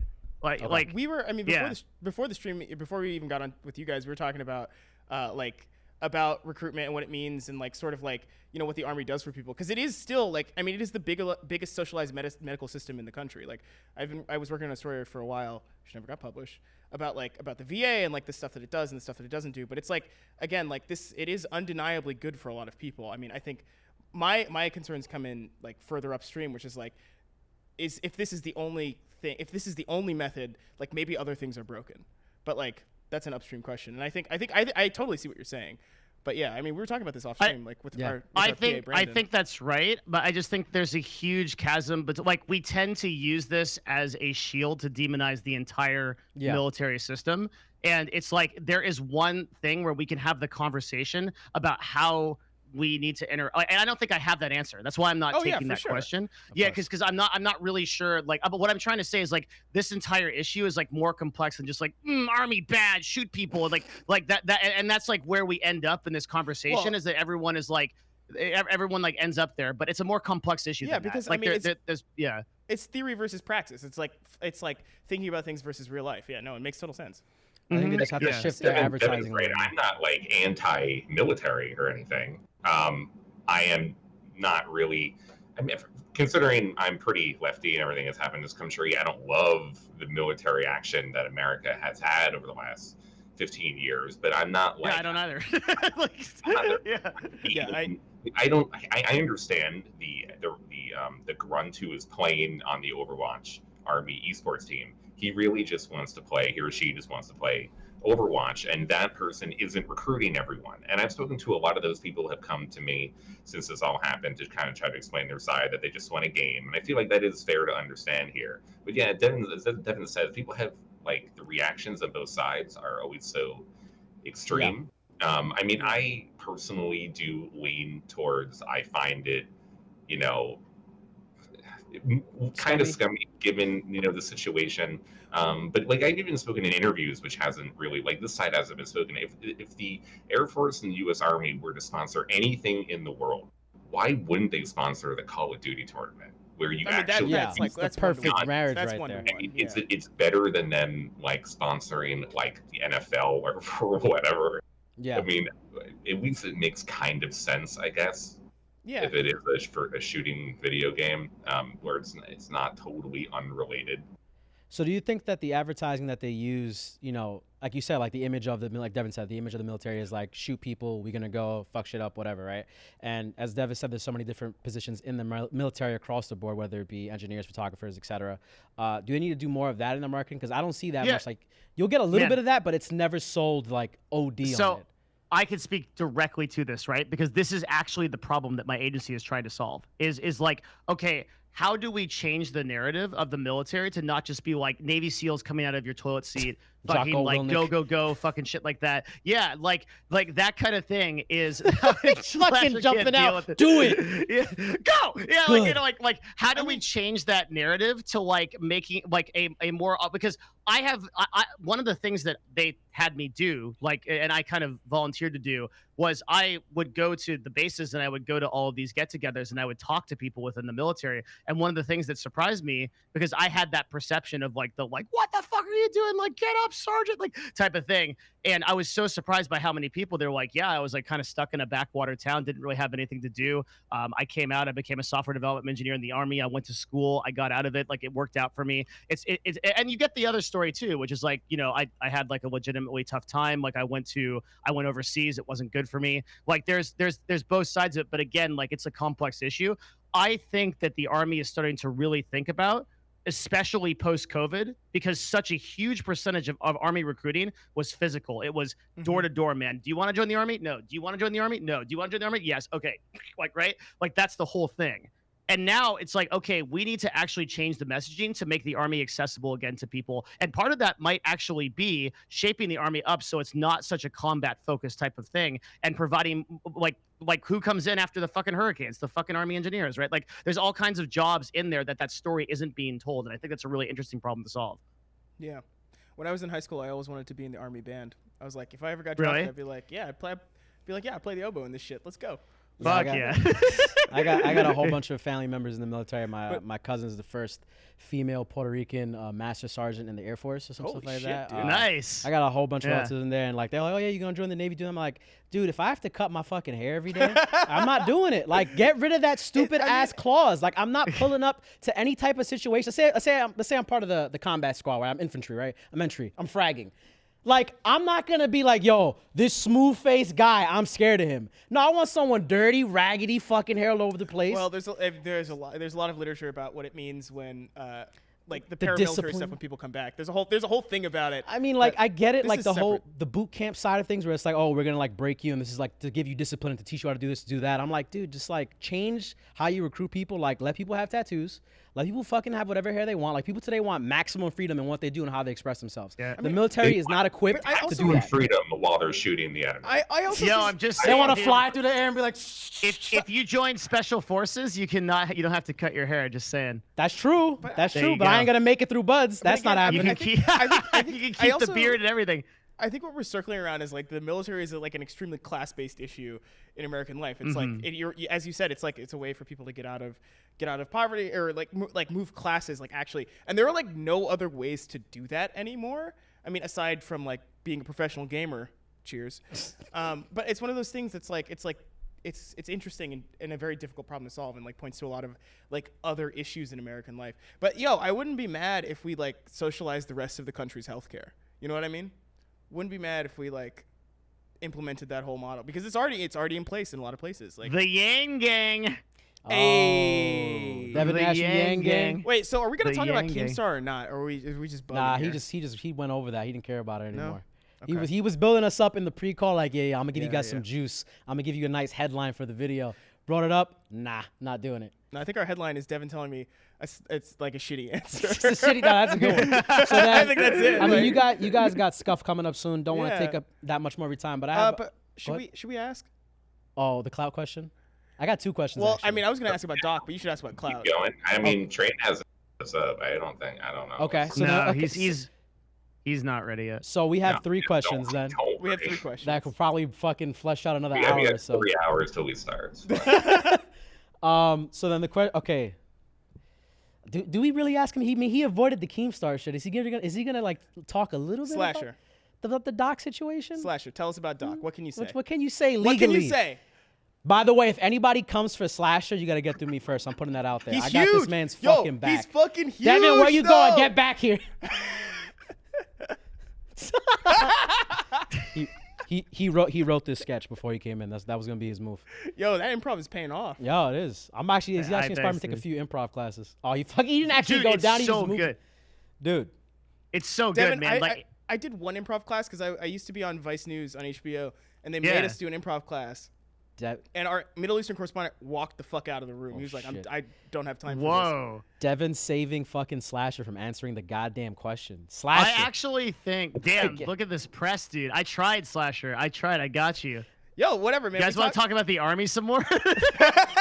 No, I mean, actually, Slasher, we're good. We had a conversation earlier. You know what? Fine. He didn't tell us anything. All right, I'll do it. All right, let's go. I'll break the Doc news. Break the news. Please tell me, Devin. All right. It turns out the entire reason he was banned was because he's not a real doctor. This fucking guy. And then Twitch found out. He put the and period that's in not his name, something- didn't he? He fucking he put did. the period in his name. And you can't do that. Can't you do can't that. say you're a doctor and then not be a doctor. He's banned. That's it. That's the end. Yo, Not- never please, coming back. Please, You know what please, makes sense I to me? Slasher. cannot believe this. Please, Malpractice. Slasher, I can't save believe us. this. So wait, Save he us wasn't a from- doctor, but he got Here- banned for you want- malpractice? You want me to tell you something fucking crazy? I'll tell you something fucking crazy. Okay, I've here we worked go. at this way for so long, and you just come on Tweeted it out. and you fucking tweet it out and tell people. Here's the crazy thing about Doc, okay?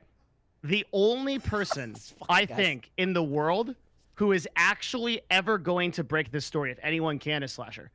And, I think and that's if fair. not, it gets lost to time. He's the only one. He's everything is on him. If he can't do it, no one can. So Slasher, no one. just You know how related I'll say my tweet 3 weeks ago saying that due to like it being sensitive, Yeah. blah blah blah blah blah, I can't say right now. Tell the real is reason. is way worse than anything that Keemstar has been tweeting about.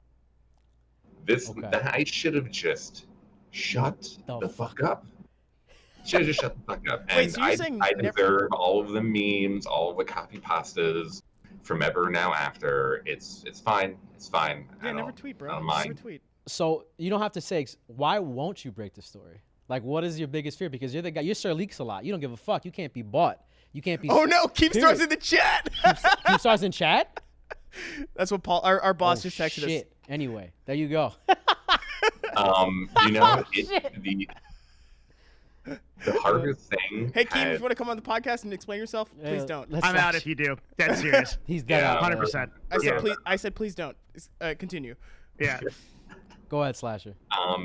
Really still one of the hardest things has been getting a publication to back me as a freelancer. Not only has in general this story really difficult to get someone to back me because most freelancer causes do not include indemnity, which includes the lawyer that I need for the story, but because of COVID, every freelance budget is almost That's out true. the window. So it's even been harder. Even I know the story is huge. Yeah. But I know everyone thinks online media is a huge, incredible, amazing business that doesn't have any problems. But a lot of websites and publications aren't doing too well, and they're not making money, even though traffic is way up, advertising is way down, and no one's making any money unless you're named Facebook or Apple or Amazon, as we saw today. Would this be the biggest story of your life if you did break it? I mean, at this point, probably, yeah. It's a But pretty I'd probably big buy a story. good mark, but yeah, I think so. The Like, cost as- might be too high. As another honestly. journalist, Yeah, as another I journalist, actually yeah, am firm. here. Not only am I going to get sued, but I'm going to get killed. Yeah. This is different shit than other stuff. This is different. It's all different. Okay. It's really different. Yo, I mean, Okay. look, Slasher. So this is to any editors who are in our chat right now. Hit up Slasher, get the story. give Please your cut this in a way publication that we can glory. pretend that he actually leaked it. But no, I mean, honestly, you're absolutely right. Because Yeah. I, as a person who works in digital media, it's we are struggling as an industry in a way that hasn't actually happened since the 2008 recession. That also decimated a bunch of publications. But it's Dude, one if of those. this was some PR thing or him moving to another platform, as I've already explained a few times, I would have let everybody know. Everyone Yeah. would have known if he was going fucking Yeah. YouTube or some shit, which was Yo, fucking that- Keemstar's that's not begging to join. Wait, Keemstar's He's begging begging to join you now. guys. No, we can't do that to our producer. Nah. Because do you remember how long it took to do this stream anyway? In the It took beginning, 20 fucking minutes just to nah. get it set up. Absolutely not. He didn't But take the fight on the Scuff podcast. He won't take it here. Oh, wow. Oh Keemstar shit. Wow. lasted maybe a minute and a half, maybe a minute with Destiny on the Yeah. stuff, I mean, and then peaced out Mhm. pretty quickly. Also, you guys had him in Scuff. He just dipped. He just We're very nice people, but we are also very busy people. No, but so we were talking about Clout. There's a Yeah, question about so Clout. I have a theory, right? That Yeah, do you wanna? Oh no, I- this is a joke. This it's is a joke and it's toward them. also a theory at the same so if time. We, if we right? look at the scale between serious shit like talking about the army and memes, Yeah, this is memes this is pure and not meme. army. This is fucking improv. So, with the whole, so the question is, right? I said that you should not date anybody until your clout peaks. Until your clout peaks. Until your clout peaks, right? And I think that Slasher, you're at the peak of your clout right now. Like, everybody's trying to get something out of you. Like, you got the deets. Devin Nash is certainly on the rise of his peak. I think, Devin, you might be married. I don't know. Maybe I'm wrong. Well, after the past few hours, I'm in a dedicated relationship. He's in a dedicated few hours, that could be. He's got the kettle, bro. Nose diving for me right now, just going into the ground, which is just fine. It's fine. But look, in a real answer, there's been so many people that have been like, and I think I understand where they're coming from, accusing me of saying what I am for clout purposes and not giving information on the doc, so people are always like have to follow me. That is extremely stupid to me. For me to get more notoriety and to really do what I want to would be to release the information in the first place. That would get me more attention. Me not doing this is not a way for me to get clout. All I'm doing is pissing people off and annoying people. That is not helping me. I understand that is not. It is not helping you, but it is admirable. Like, as a fellow journalist, as a fellow scribe, my man.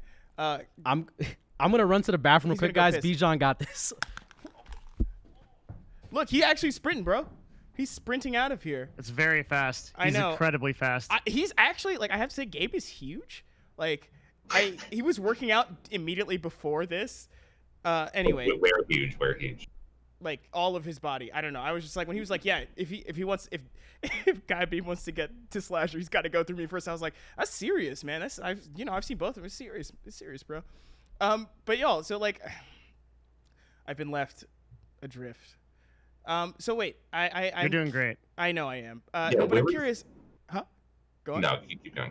No, I was gonna ask you questions about like, about how you got here and like, I don't know, what do you like? So, oh man, I had a lot of questions. You two did have a question about clout that wasn't about me. It was about like sort of reflected clout. It was about like people chasing clout by commenting on the Joe Rogan video, and like that's right. Like, I don't know. I guess basically a referendum on sort of the drama channels and the fucking commentary channels. I mean, look, Keemstar is if he's still in the chat now, he knows all about this. If there isn't drama, you manufacture drama because it just increases the conversation going all the time. Like Keemstar and H3H3 were fighting for like 2 weeks. I don't think either of them lost. Like, if both of them made like 18 content nukes and videos and 1,000 tweets against each other, I'm pretty sure both of their viewerships went up. Both of their subscribers went up, and both of them got tons of viewers. No one actually cares at a certain point, and it's sort of a virtuous cycle, right? Like, it is. The cloud you can deal with the negativity. Nothing. If you can deal with the negativity, then like all of this actually just makes you more popular, right? Like, you can't actually cancel someone unless they cancel themselves. Really? This is 100% something I think a ton about. Unless you get deplatformed, I don't think you're wrong. Yeah, unless you get deplatformed, as long as you like understand the game and you manufacture the drama and you go back and forth and you engage with it, you can only get bigger. Like, you can't like all the like hate comments and all that stuff. If you can absorb it, a lot of people can't. They cancel themselves. Yeah. But if you can absorb it, you can handle it, then you just get more popular. Yeah, but I mean, like, I'm getting used to. I've been getting shit talked on the internet for like almost 20 years now. So I mean, it's fine. It gets easier, is what you're saying. Yeah, I mean, shit's just gonna happen. I mean, you're gonna get into fucking things here and there, and it's things here and there. Yeah, I mean, things here and there. As long as you're not doing anything criminal, and as long as you didn't do like anything like really serious that is quote unquote cancelable, then everything else on the internet is just kind of. I wouldn't say everything is drama, but as long as you can just handle people saying mean things to you or making a mean video about you, it's not a big deal in the end, really. And you see examples like, dude, Pokemon and like the things around Pokey, we'll probably talk about tonight. Leafy just dropped the freaking video content bomb. Wait, so sorry, that is how I got into this in the first place. Can you back up a little bit? Because I saw her trending on Twitter today, and I was like, what was going on? Because I was mostly offline because I was fucking busy. So basically, Pokey did one bad thing, which admittedly is pretty bad, and that has caused a guy made a video criticizing her maybe a month and a half ago, and she like told people to leave like dislikes on it or whatever, and the entire YouTube commentary community, which includes like Keemstar and a lot of other people, took this as like an attack on all of YouTube and all of YouTube creators, and Pokimane using her powers to DMCA people and take footage down, and it has caused a cascade of, like, because she fought back against criticism, it only caused more people to criticize her. Well, so Leafy then did a video, and that's what it was. That's what I was playing earlier. That is how I got into the Keemstar thing. I made a joke about Leafy's video, and then everything. Yeah, for you. I mean, everything is the same thing online, which I do appreciate because it's easy to keep up. But yeah, it is funny because like this is also the question, I guess, in comedy of like punching down, right? Like, is it punching down if Pokimane is like, oh, go dislike this video, like fuck this guy? If you're like, because, but like, I think one of the interesting things about the internet and influencer culture is how everyone has become a public figure, even if you're not that famous, objectively speaking. And so like you have to abide by the rules of a famous person, even if you are not yourself famous, which is to say when Pokimane is like, hey, fuck you, like because her feelings are hurt, like it's an attack on the entire YouTube community. She has to say it on her burner Twitter. She can't say like it on you her can't. main You gotta Twitter. you gotta have an alt. But it's like I think it is one of the like weird injustices of online that like all of us are like kind of public figures no matter what. And it's like I don't personally don't have the fucking clout or whatever to even like to have to like if somebody comes after me online, I'm just like. Whatever. That sucks, but I also have to now consider like, am I gonna lose my employment or whatever if I like say some fucking shit, like. Yo, so then in the vein of what? Like, go ahead. It's like, look, if someone made like a content cop about me for 25 minutes on YouTube or did like a 30-minute stream, which some people like, I've had wars with people to do that. I would like me responding to that is not about really keeping like my reputation or whatever. It's just whether I want to keep the feud internet traffic machine going entertainment thing for everybody. Like they make a video and then I make a tweet or response or video and then they make a reply and then I make a reply. Keeps it going. Are any of us actually affecting how people view us? No, but everyone probably thinks that we're just assholes in the very end. Not because of the specifics, but just because we're talking shit to each other. You're farming it.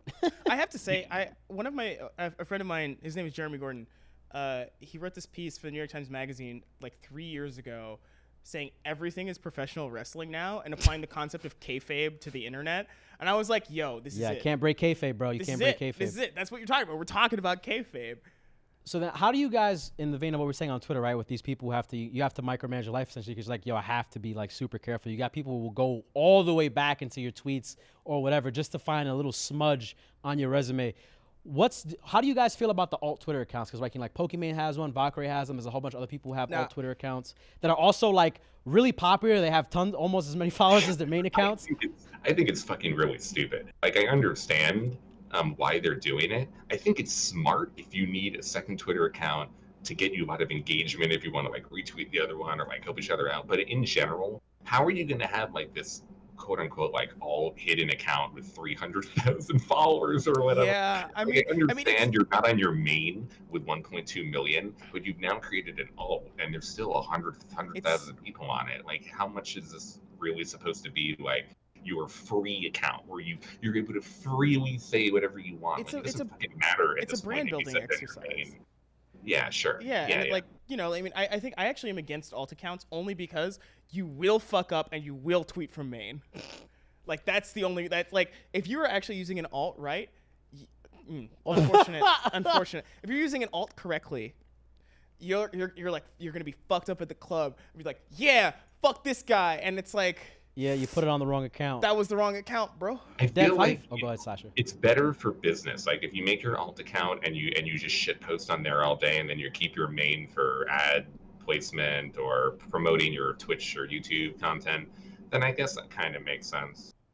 Devin, how you feel about that? Is that technically trash? I don't care. You don't. He just doesn't give a shit about that. He's just like, yo, this man is a stream professor. He's sitting here like, no, I'm grading papers, playing Eve.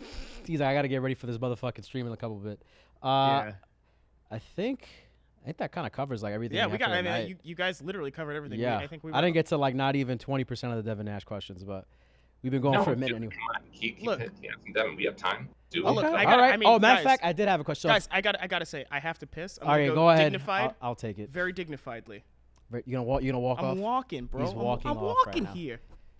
So then, the question I'm asking you two guys, right? It's like we had this is just slightly go back just for the sake of the question. So like Joe Rogan saying video games are a waste of time. Everybody came out, defended it, blah blah blah blah blah blah. If you guys weren't working in gaming, and you both work in gaming in two different ways, right? Rod, you're a journalist, you're a reporter. Devin, you work as a CMO, Nerd Fusion, do a whole bunch of stuff, brand work, and you also are a part-time streamer.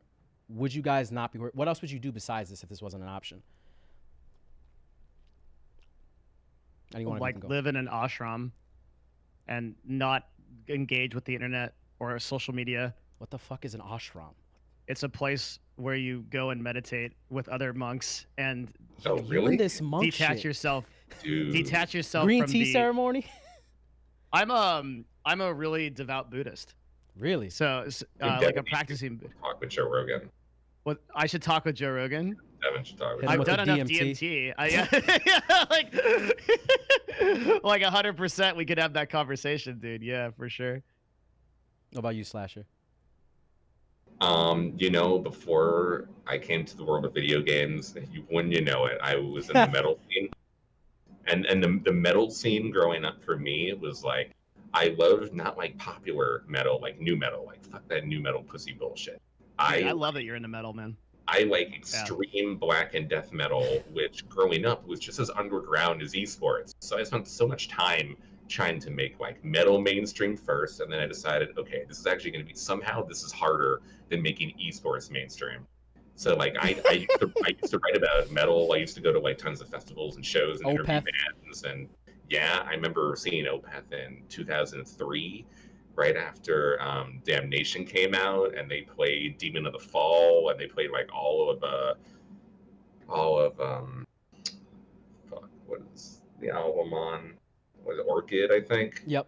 And dude, that show was really good. Like now Opeth is around. I know we're way off topic, but Yeah, it doesn't Opeth- matter. They've released so much acoustic stuff lately, and they've released a ton of like more mild stuff and a lot less death metal, and it's still really good. It's just not old Opeth when they were like really like Swedish death metal guys. So I would probably go back to my music. Metal roots. You met a Yeah. roots. Yeah. Right for I feel- Pitchfork. Dude, the more time I spend on the internet, the more I know that like at some point I really just want to disconnect, you know? Like Really? it feels like things are just like kind of getting worse and more fast paced and you're everything. right. What was that And- moment and for I- you? And I vibe with what's that? What was that moment for you? You were like, this is just becoming a little bit too overwhelming to deal with. 'Cause- 2020 has been pretty bad, man. Yeah. Like and not just from the sense of like the world, but also I think just people are I don't know. I think a lot of it's lost their way. It's a lot longer conversation. I vibe with Slasher super hard on the metal shit, dude. I listen to like epic fantasy metal, Blind Guardian, like LUVite. Like I love that shit. That's Oh, really? The yeah, Buddhist dude. I'm a listens to huge metal. metal fan. Like fuck Holy yeah. shit. Yeah, I've listened to like a shitload of Nightwish. My Dude. brother helped Nightwish move out of their apartment when they were like super small before they were like really Oh, huge. I love Slasher's metal, getting dude. excited, man. He's standing up a little bit more. One of the only times I almost died at a metal concert, and I've been to Slayer, and I've been to like Cannibal Corpse, Anthrax. big festivals, yeah, but they're kind of pussy shit compared. Like, What did I just come back Well, to? we're talking about what they would do if they weren't in gaming right now. And I it's was metal in music. Well, Slasher would be metal. But at this Nightwish show, these fucking fangirls literally broke the barrier behind me, and I was in the photo pit, and they fucking slammed it down right after I like got out of the way. I almost died at Nightwish. I never From a would've- group of I- fangirls, you almost got trampled. The end of Slasher. Dude, Slash- I have Nightwish is power metal, okay? yeah. Power Yeah. metal. If Slasher Yeah, got killed man. by e-girls, I It's- would be it's- so. Power metal Dude. has all the e-girls. Death metal and black metal are all Slasher. the Were you at BlizzCon 2015 with Metallica? Yeah. Oh my sure. god, dude, that was probably the best metal crossover because you've got half and half, okay? Like, so Metallica put on this fucking epic show at BlizzCon. Like, they just like brought down the house, and there was two groups of people, okay? There's like the nerds that go to BlizzCon, and then there's the dudes that are like follow Metallica around for the past 30 years, and like yes. Nonstop. that just fucking clash. It was so good, dude. There was like a fucking war. Like I watched a fucking nerd that was like this skinny just get uppercutted by like a biker dude. I was like, holy shit, this stuff is fucking insane, dude. It was unreal, man. It was. See, it was now legit. that is gaming hitting the mainstream. Yeah, So better. it was a hell of a show. You're probably both of you gonna judge me for this, right? How do you guys feel about Tool? Amazing. I love Tool. Okay, Yeah, wow. I think Tool is I think like visionary, man, in a lot of ways. Mm-hmm. Yeah. Maynard. Slasher back, that's some Maynard is pushy shit. yeah, Gabe, He really is. Maynard, So good. the Reverend, Maynard Gabe, James Keenan. it almost surprises me that you're a metal fan. Oh, I mean, I listen to every literally form of music. I mean, yeah, period. I Like know. the best album you guys will ever listen to, and you're gonna think I'm crazy, right? And it's not a metal album; it's just the best album period that's ever been made. If you look up "Tropical Tribute to the Beatles," which is a salsa album of all the Beatles hits with That all the sounds legendary salsa heads, sick. Tito Fuentes, Celia Cruz, all those people. Yo, you cannot be mad to that album. That album will literally make you fucking jump out your pants. It's the most fun you can have with your clothes on listening to that goddamn album. The But- fuck? I'm telling you, salsa mixes of the dude, you Beatles, be feeling though? the moves, you be hearing the fucking ta ta ta ta. It's like it's there. But Devin, first of all, how'd you even get to Buddhism? Because I found Buddhism or going Zen deep, huh? Buddhism from like watching like Alan Watts stuff, right? And I got really interested. I in love that Alan through him. Watts. Yeah. Like, When I was a kid, my parents thought it was like really important to get me introduced to every major world religion because they thought that the foundation Really? of a lot of the way that we think about things, like Western and Eastern thought, is based in those. It's And true. I hated it when I was a kid. Like I had to go to like all these camps. Like I went to like Bible camp. I went to I did all that shit, right? Like I ended up like I ended up studying it, and I would have like teachers about it and everything. And Buddhism made the most sense to me after I read the Polycanon and the long, short, and medium discourses. I decided to go after it, and it's been like a huge part of my life ever since. And like I've gone around the world, I've interacted with a lot of monks about it. I very much agree with the discipline. I'm not a Zen Buddhist, although I think that I'm what's called I'm a Theravada Buddhist, but I think that Zen Buddhism is like has some really good lessons, and I vibe with Alan Watts like super hard. yo, fucking Slasher looks like Alan Watts when he's young right Slasher's hair, Yeah, his hair got thicker somehow. Yeah, I mean, I need some of that Zen Buddhism shit. now. You gotta relax so you're not so edgy on Twitter it to me. anymore. I mean, it's interesting, right? Because it's like as we hit the media now and everything is so available, it's like all these old world things are like coming to light. Like I found Alan Watts via YouTube recommend. Like I didn't look for Alan Watts. Yeah, It was just he like has some great boom. stuff on there. but Yeah. it makes sense. His whole old show on PBS is all in there. It makes sense because like the internet is like it is the eternal present, which means that everything is being surfaced. Like I've said this for a long time, but the only way that you can tell time online is to look at the UI changes. Like you can tell an era of like Instagram, Twitter, etc. by like what the screenshots look like.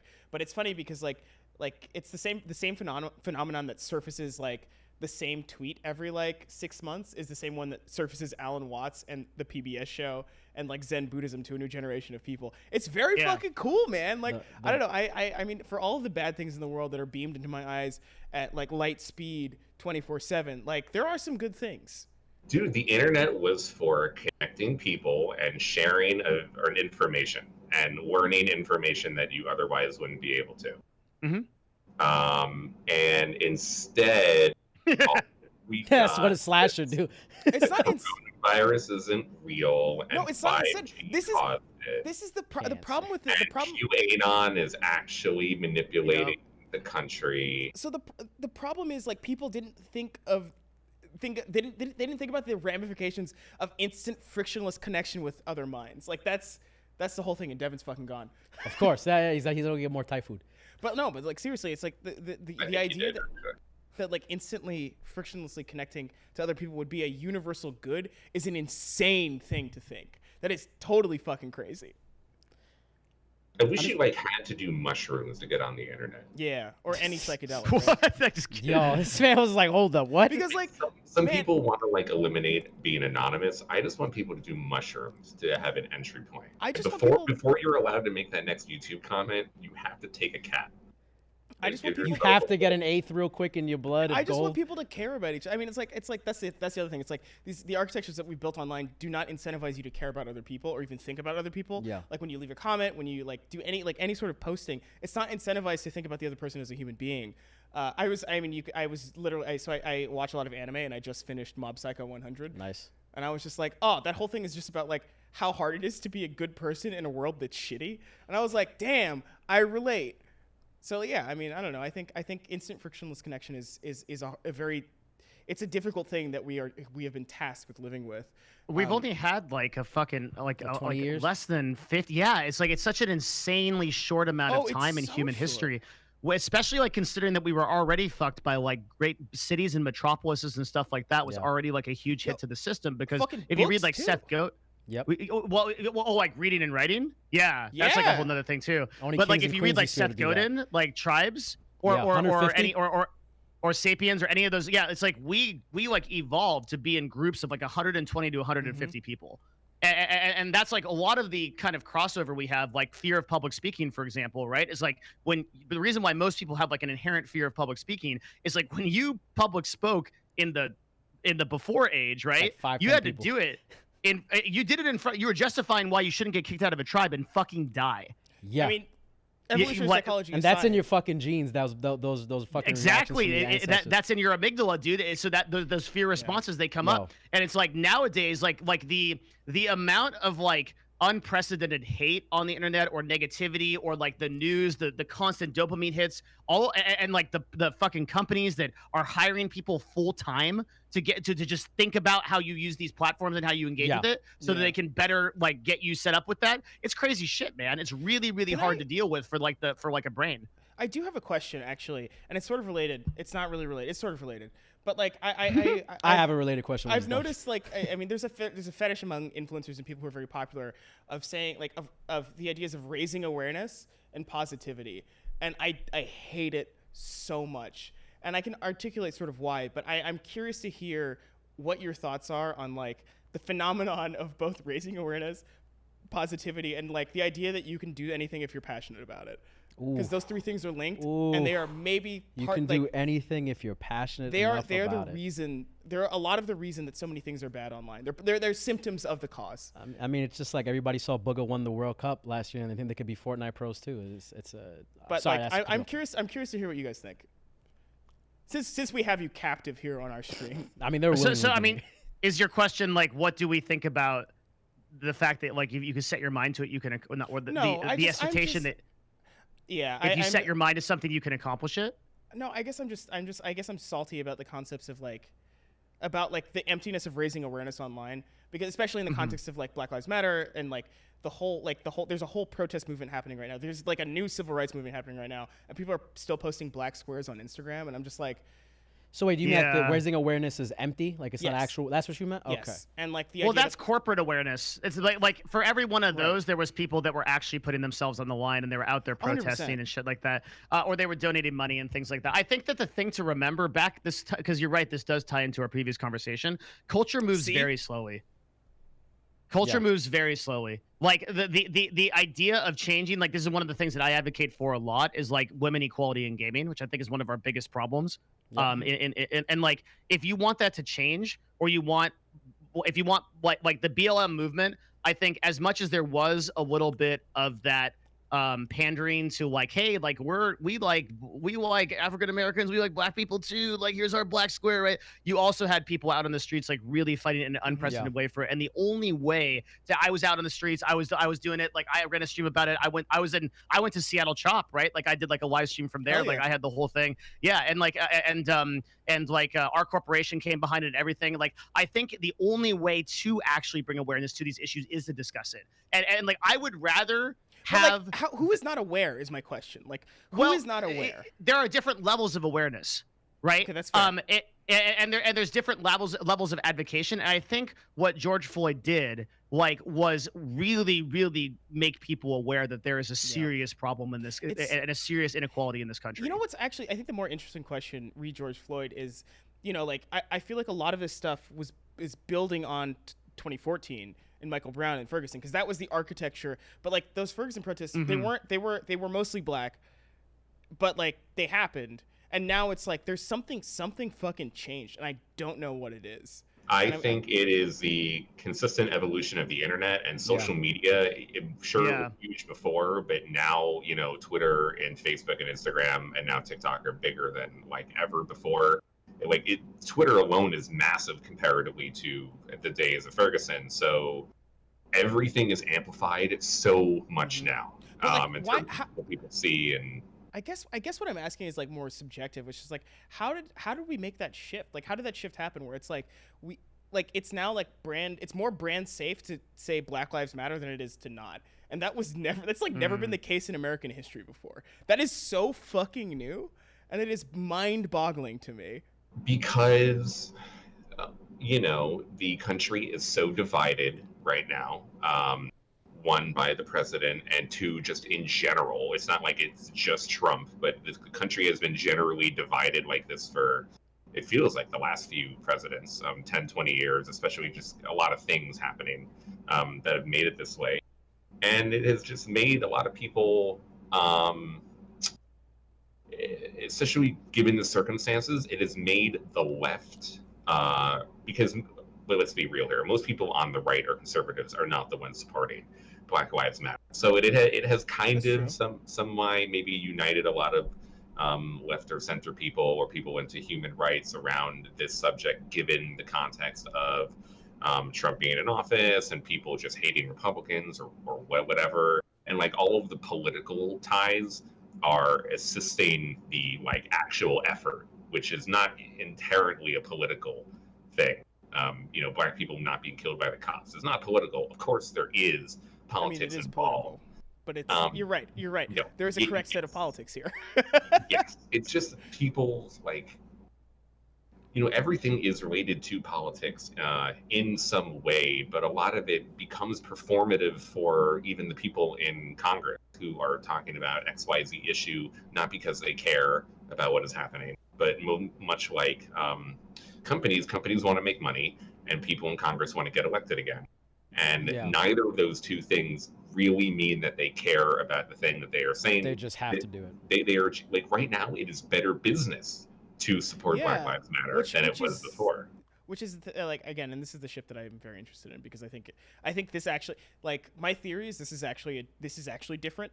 Like, the fact that there are so many white people in these videos of police brutality now is like insane to me. And I think it's a really good sign. Also, this is way off fucking topic. Oh no, it's a good conversation I'm like, to have. Woo.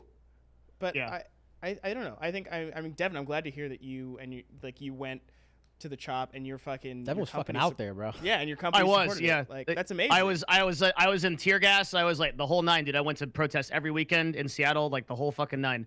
I really I think that it, and also we were part of the Scuff podcast. Train and I raised what was it, $35,000 for Color of Change? Yeah, that's true. Yeah, yep. And like we did a big setup for that. Like I realized, this is actually kind of a highly personal story, but go ahead. I realized I was sitting around like really fucking depressed.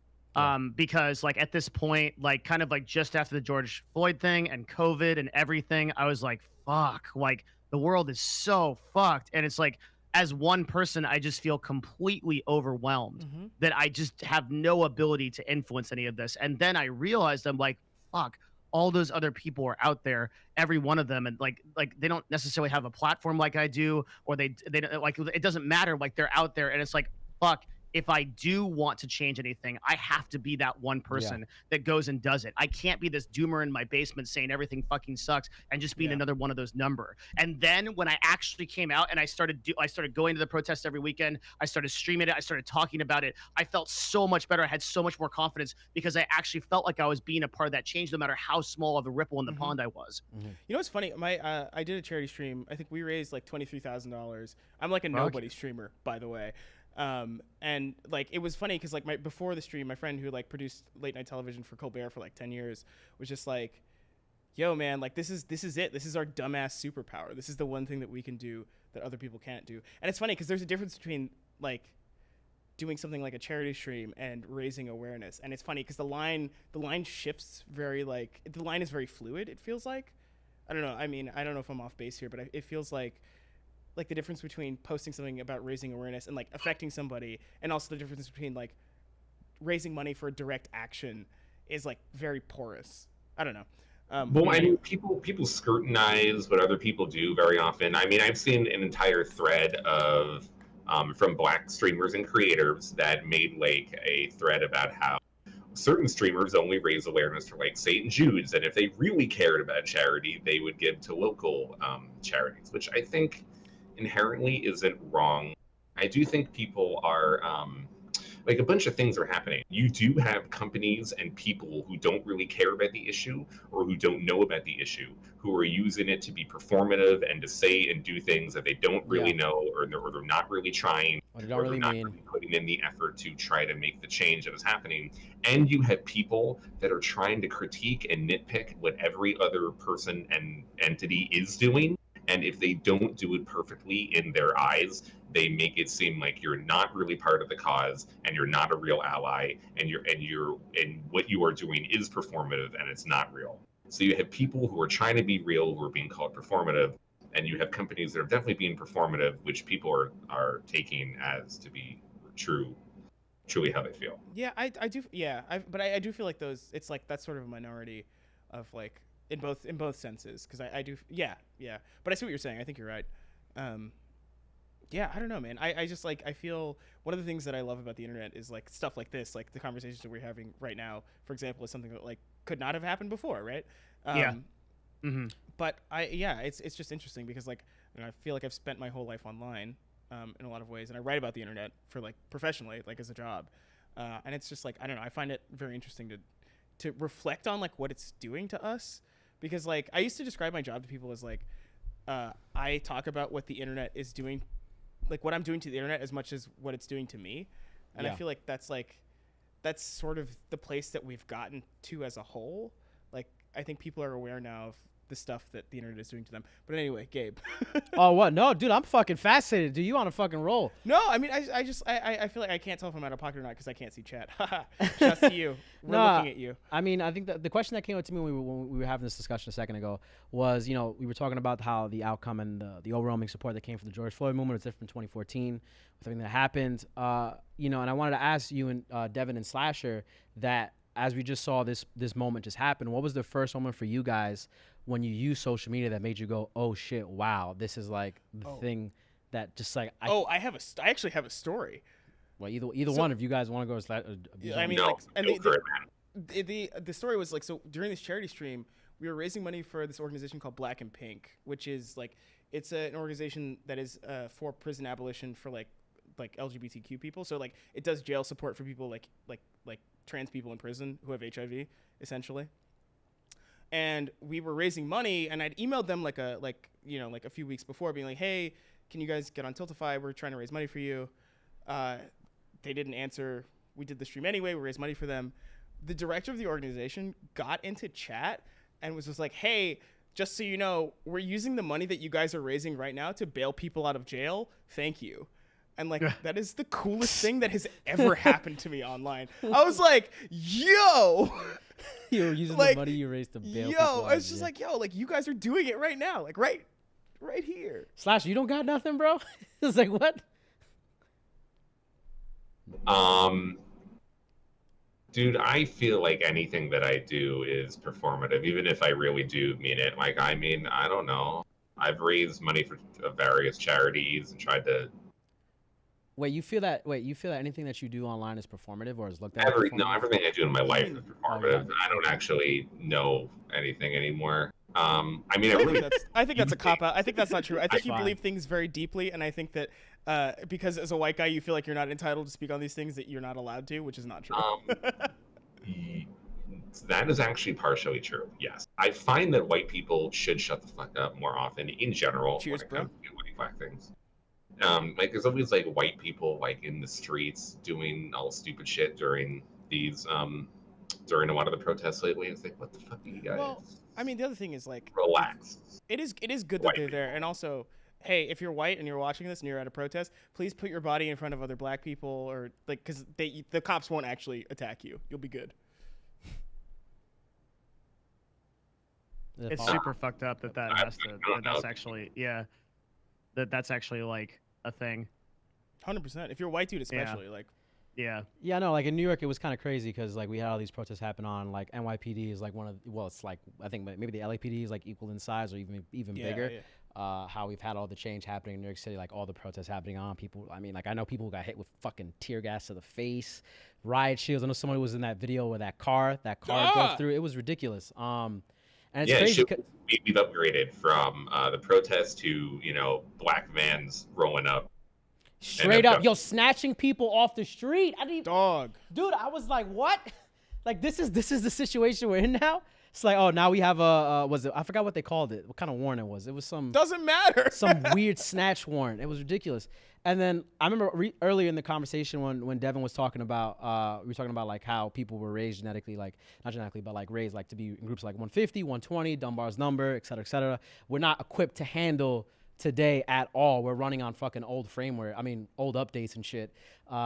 And it always blows my mind how like in New York City we have like 11 million people and like X amount of people who aren't registered on the census or whatever, and like there's not more shit happening because it's like that social angst, especially because the internet, for all its worth and all it's great, after having the thing we had recently within the gaming community where it was like I was reading all those cases of like the Me Too movement, like it was like so many of them things was like, dude, this is fucking terrible socialization. Like these people weren't like, there's something happened between them growing up as like a kid and whatever, and they don't know how to interact with people, and I felt like they were treating people like NPCs, and I was like, what? Right, but it's not that they don't know how to interact. It's that they were told or absorbed the knowledge that they could do that, and that was fine, and no one would say anything. Yeah.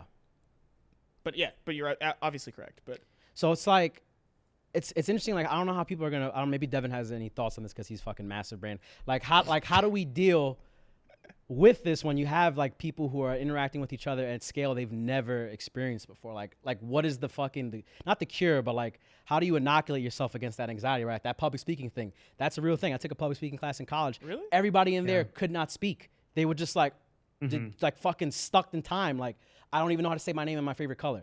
What? Sorry, this is like really random. No, it's a really good point. I think that there's two facets of it. So the first one is self-education. And this is not something that people overestimate what it takes to get to this point. But like, if you read a single like nonfiction book about the world, like per month, or even listen to one on like Audible or something like that, by the end of the year, you can be vastly ahead of like most people stop learning like after college. They kind of like get into like their groove, they join orientation at some work, and then like they're done. But like constantly trying to assess and reassess information. And the way that I look at it is like, if you ever think that you are on the absolute right side of history and you can't at all discuss the other person's side and you can't advocate for it, you should that should be a red flag. You should be like worried that you are not, you might have some kind of cognitive bias that you're not entirely aware of. Yeah, you should be able to debate the person's side as well as you can debate your side. 100%. Yeah, I think that's number one. And I think number two is I think we've gotten to a point, and if we're not at that point now, we soon will be, that the amount of input that we are expected to receive as human beings, like from the news and from social media and from our friends and from our phones, is insurmountable. And that we have to have a conscious effort in reducing that input to like kind of like straining that faucet to a smaller amount of inputs. And like I've disabled Twitter DMs. I don't consume Reddit. I've disabled Discord DMs. Like I really, really try to focus on that. I think a lot about like my mental health in relation to how I engage with these platforms, understanding and respecting their power. Yeah, matter of fact, because I know you're massive in like smart man. I have open DMs on everything. You're a crazy person. How's that going today, by the way? Holy shit! It's going Keemstar showed up and they start fucking blaring that Slasher, I have to say, I really appreciate how you seem to respond to my DMs whenever he I ask you handles to be on the everything show. with grace. I'm just like, hey man, thanks for. I know you're getting DM'd a lot. I appreciate it. If you block people, that is a sign. Doing something which you think might help you, and maybe it does, usually backfires on you. And I use social media a certain way. Like, open DMs is insane. Devin is right. Closing everything is probably definitely the better way to do things. But in my mind, I never block anyone. I didn't block anybody from today, or I've never blocked anyone like after a fight, because I see that as just giving people content.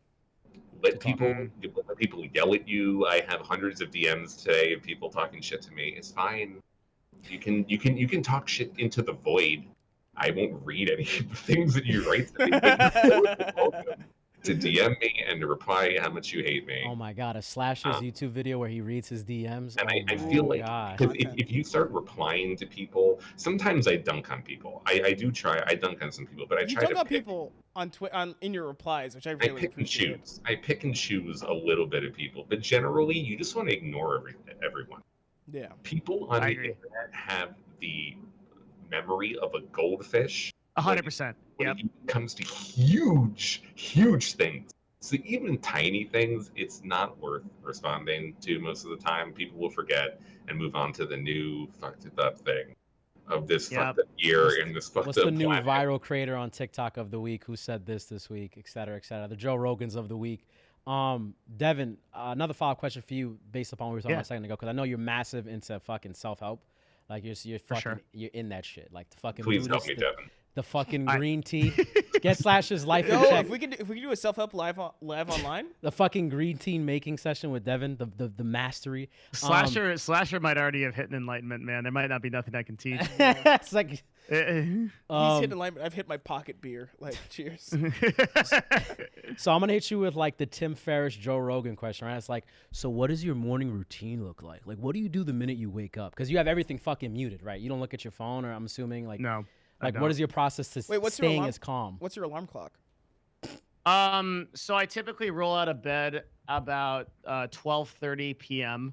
Or 1 after playing EVE Online till like 4 or 5 in the morning. Wait. No, wait. What is it about Eve? and then- What is it about Eve? Is there also an alarm clock, or is this natural?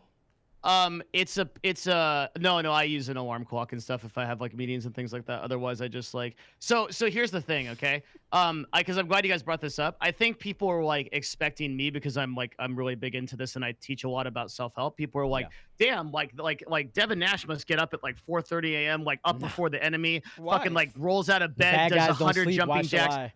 Yeah, like no, like my fat ass falls into bed eating like 9 cookies and then fucking wake up at like 12:30 like p.m. and I You fucking sound like a happy dude, bro. That's the thing, right? Is like I'm really authentically connected with my life and I fucking know what I like. And I like I love my life. I love everything of it, right? Like I love my relationships. I love what I do. I do everything I want to do and very little of what I don't want to do. That's the thing. It's like I don't like we tend to think like it's good that Jocko Willink can get up at like 4:30 in the morning and then like fucking deadlift fucking 600 Fucking pounds. get but after it. that's not necessarily the path to happiness. Like the path to happiness is whatever you and your most authentic self define it to be. I love that. Like, Dude. I love that. Like, self-help is both as smart and as fucking stupid as you are and as you make it. Because like there's no solution. Well, it's your Slasher. solution. That is the solution, right? Yeah. Slasher, you were saying. I vibe with half of everything Devin said. Oh, here we I go. don't Let's go. Let's go. know myself. I know what I like. I'm doing the things that like make me happy. And I'm generally just miserable all the time. I know that I love to look at my phone when I first wake up and scroll through shit that I really shouldn't be doing. I know I use the internet way too fucking much and play generally too many games to the point where it's affected business relationships, personal relationships, my relationship with my ex-wife, tons of different things affecting my life. Sometimes positive. I enjoy it. I've liked it. I kind of like ghosting people. Not exactly a good thing overall in the spirit of life and stuff. So kind of definitely know myself. Devin's hit enlightenment. Maybe I have where I am miserable. Well, I mean, look, Slasher, you're miserable, but you know exactly who you are, which is that's like more than half the battle, bro. Like that's very cool. very far into the process of getting enlightened. Mm-hmm. So, matter of fact, Devin, and by the way, because Slash, you mentioned it earlier, I know you can't get into it because you said everybody should take mushrooms before they use the internet, but we can't talk Talking about drugs these now? things. Huh? Drug talk? I just want to ask Devin because I know that DMT in of itself is the craziest shit you can do. This So is the Joe Rogan. This is the Joe podcast Rogan now. fucking We are question. now on the Joe Rogan podcast. And it's like I have like 4 friends who've all like done ayahuasca, they've done like crystallized DMT, whatever it is, and they've all had the most craziest experiences when they explain it to me. Bro, Devin, what was yours? If you can sum it up, or if it's even possible to You even, can't sum up those kind of things. I mean, like the thing is, DMT wasn't even close to my most intense experience. My most intense experience was by far on peyote. Really? Like 12 hours, not even, right? Not even. No, peyote's not. Peyote's like I'd say like 8 to 10. Ayahuasca is multi-day sometimes, and I did that too. But I had a really. This is what happens when you get old, dude. Like you have like a lot of weird shit happen. And I actually spent a whole year with a Native American shaman. And like I did peyote, I did mushrooms, I did all kinds of stuff. It was a huge part of like self-discovery. And dude, yeah, peyote takes the cake for like there isn't anything close. like I had more crazy experiences on peyote than I had on anything else. It was bananas. Shit, This man went full Terrence McKenna right now. Fucking That's psychedelic warrior over I here. mean, look. Yeah, it's a big part of me. Yeah, I mean, look. It's Wait, funny. where were you with a shaman? San Diego. We also wandered around Mexico. We wandered, but this is back before like 9/11 border, everything like that. You could just walk over into Mexico. Wow. Yeah, and like so we would walk into there. We'd walk into New Mexico. We went to Del Mar. I originally met him because I was actually competing in martial arts. And I, my instructor wanted me to learn other martial arts. So I was competing in Shaolin Kempo, and he wanted me to learn other martial arts, particularly submission martial arts and balanced martial arts. Yeah. So he got me in touch with a guy that taught Aikido, like classic Morihei Yoshiba style. So no punches, like no kicks or anything like that. Everything was all submission and was like, sorry, I'm like getting so like I learned under him, and then I learned after years of training under him that he was actually like from a traditional Apache family. His grandfather was a shaman, his father was a shaman, and I like a lot of the stuff that he imparted upon me in the 6 years of that I was training. One particular year where I really focused on it, everything about herbalism to spirituality to like anima, the way that everything is animated in the world, that all living things have like a pulse and consciousness. That there was, and like the way that you discover those things and those gateways. I'll tell you real quick how he described it to me.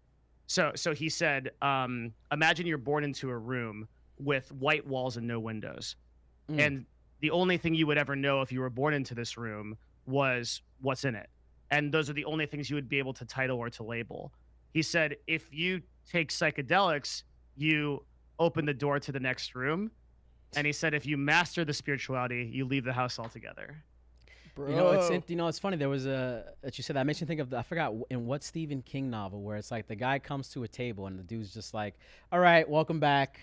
We have these two files. We have one that's like, this is your life.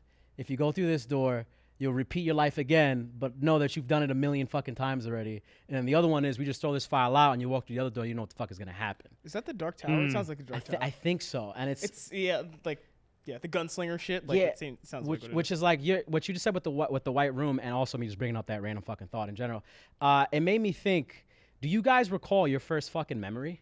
Because like, I recall waking up in my grandma's bed, like just I'm 4 years old, like where the fuck? I remember kicking a ball down a hallway, just like very dim, just once, and I was like, I'm fucking here. I was like, I thought that story was gonna be. I remember like coming out of my mom's vagina. Oh nah. No, you can't form memories that early, I remember bro. the push. I remember I was there for it. I fucking came out glorious. See, if you did enough psychedelics, you would remember the push. However, the room it accessed that deep level of your unconsciousness that you actually recorded when you were there. Cause you couldn't even remember that because your eyes are fucking closed. Your memories just don't start forming until you're like 4. Just like that's the thing.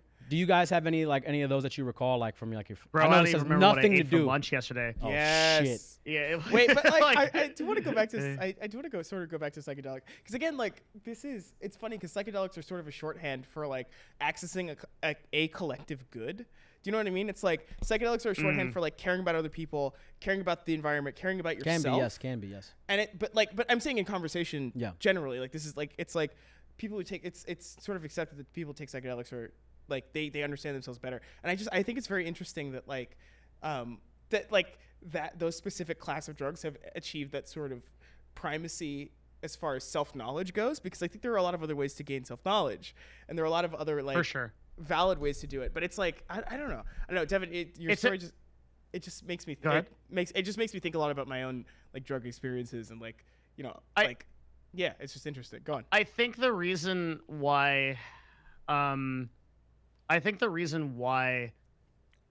psychedelics has become so prominent in recent society is like everything, it acts as a shortcut. So if you do the meditation, read the scripture, contemplate the koans and like do the work, you can hit the same results. Really? But He's right. have you absolutely. done that? This is yeah. I mean, I self-optimization. studied traditional Buddhism for years. I've read all of the long, short, probably over thousands of pages of Buddhism. I've read the Bible 4 times. I read the Rig Vedas, the Bhagavad Gita. Right, but, I like- read all the Shintoist stuff, the Tao Te Ching. I read, yeah, of course. No But one like does that, I'm though. saying, This guy's well, fucking- my parents made me, and No, and but, then like- after that, I became like fascinated with it. But Yeah, but like nobody. You're right. Yes.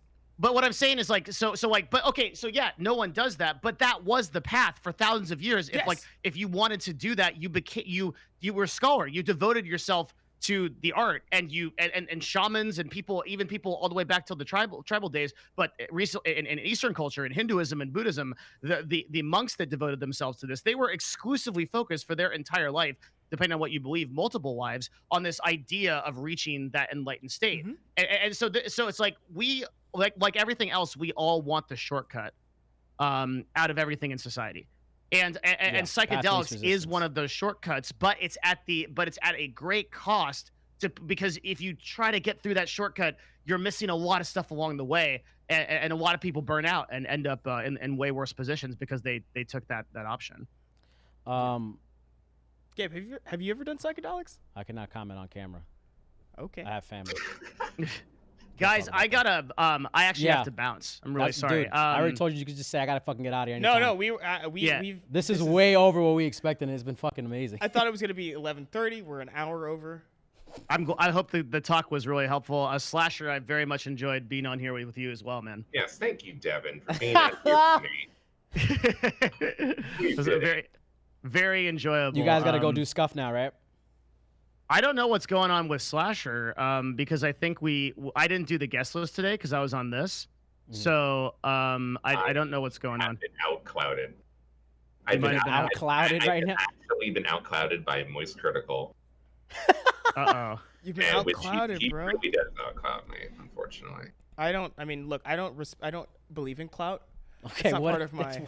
It's not part of the path. Well then, okay, let's not hold the two gentlemen any longer than Yeah, they have to. thank you guys. Bijan, Yes. go ahead and take us It's out. time for the outro. Thank you guys so much for being here, Devin, Slasher. We really appreciate it. This is great. This was an amazing conversation. This was not anything I expected was going to happen. Thank you so much for being on the show. Everybody in the audience, thank you so much for being here. We appreciate it. Come back. We'll be here 10 p.m. next Thursday, 10 p.m. Eastern. Is it Eastern time. EDT though? It's not EDT EST? right now. It's It's not EDT. EST. It's EDT right now. Yeah. 10 p.m. Eastern EDT. Guys, please come back. Like, this was great. We should do this again at some point. We'll talk you martial for arts having next us. time, Devin. Yeah, of course. Yeah, thanks. Sure, of course. Yeah. Oh, yeah. And the last thing I should say is, like, on Wednesdays at 7 p.m., we have a show called GG's. They review games. I don't know what the fuck they're reviewing after this. Ghost of Tsushima, I think. Oh, so No, already did it. no. Paper Mario. Paper Mario. Anyway, yeah. Who gives a fuck? Please come back. See you later. Get the This fuck guy's out of my fucking house. sauced. Have a good night, guys. Thank you. Thank you, everybody.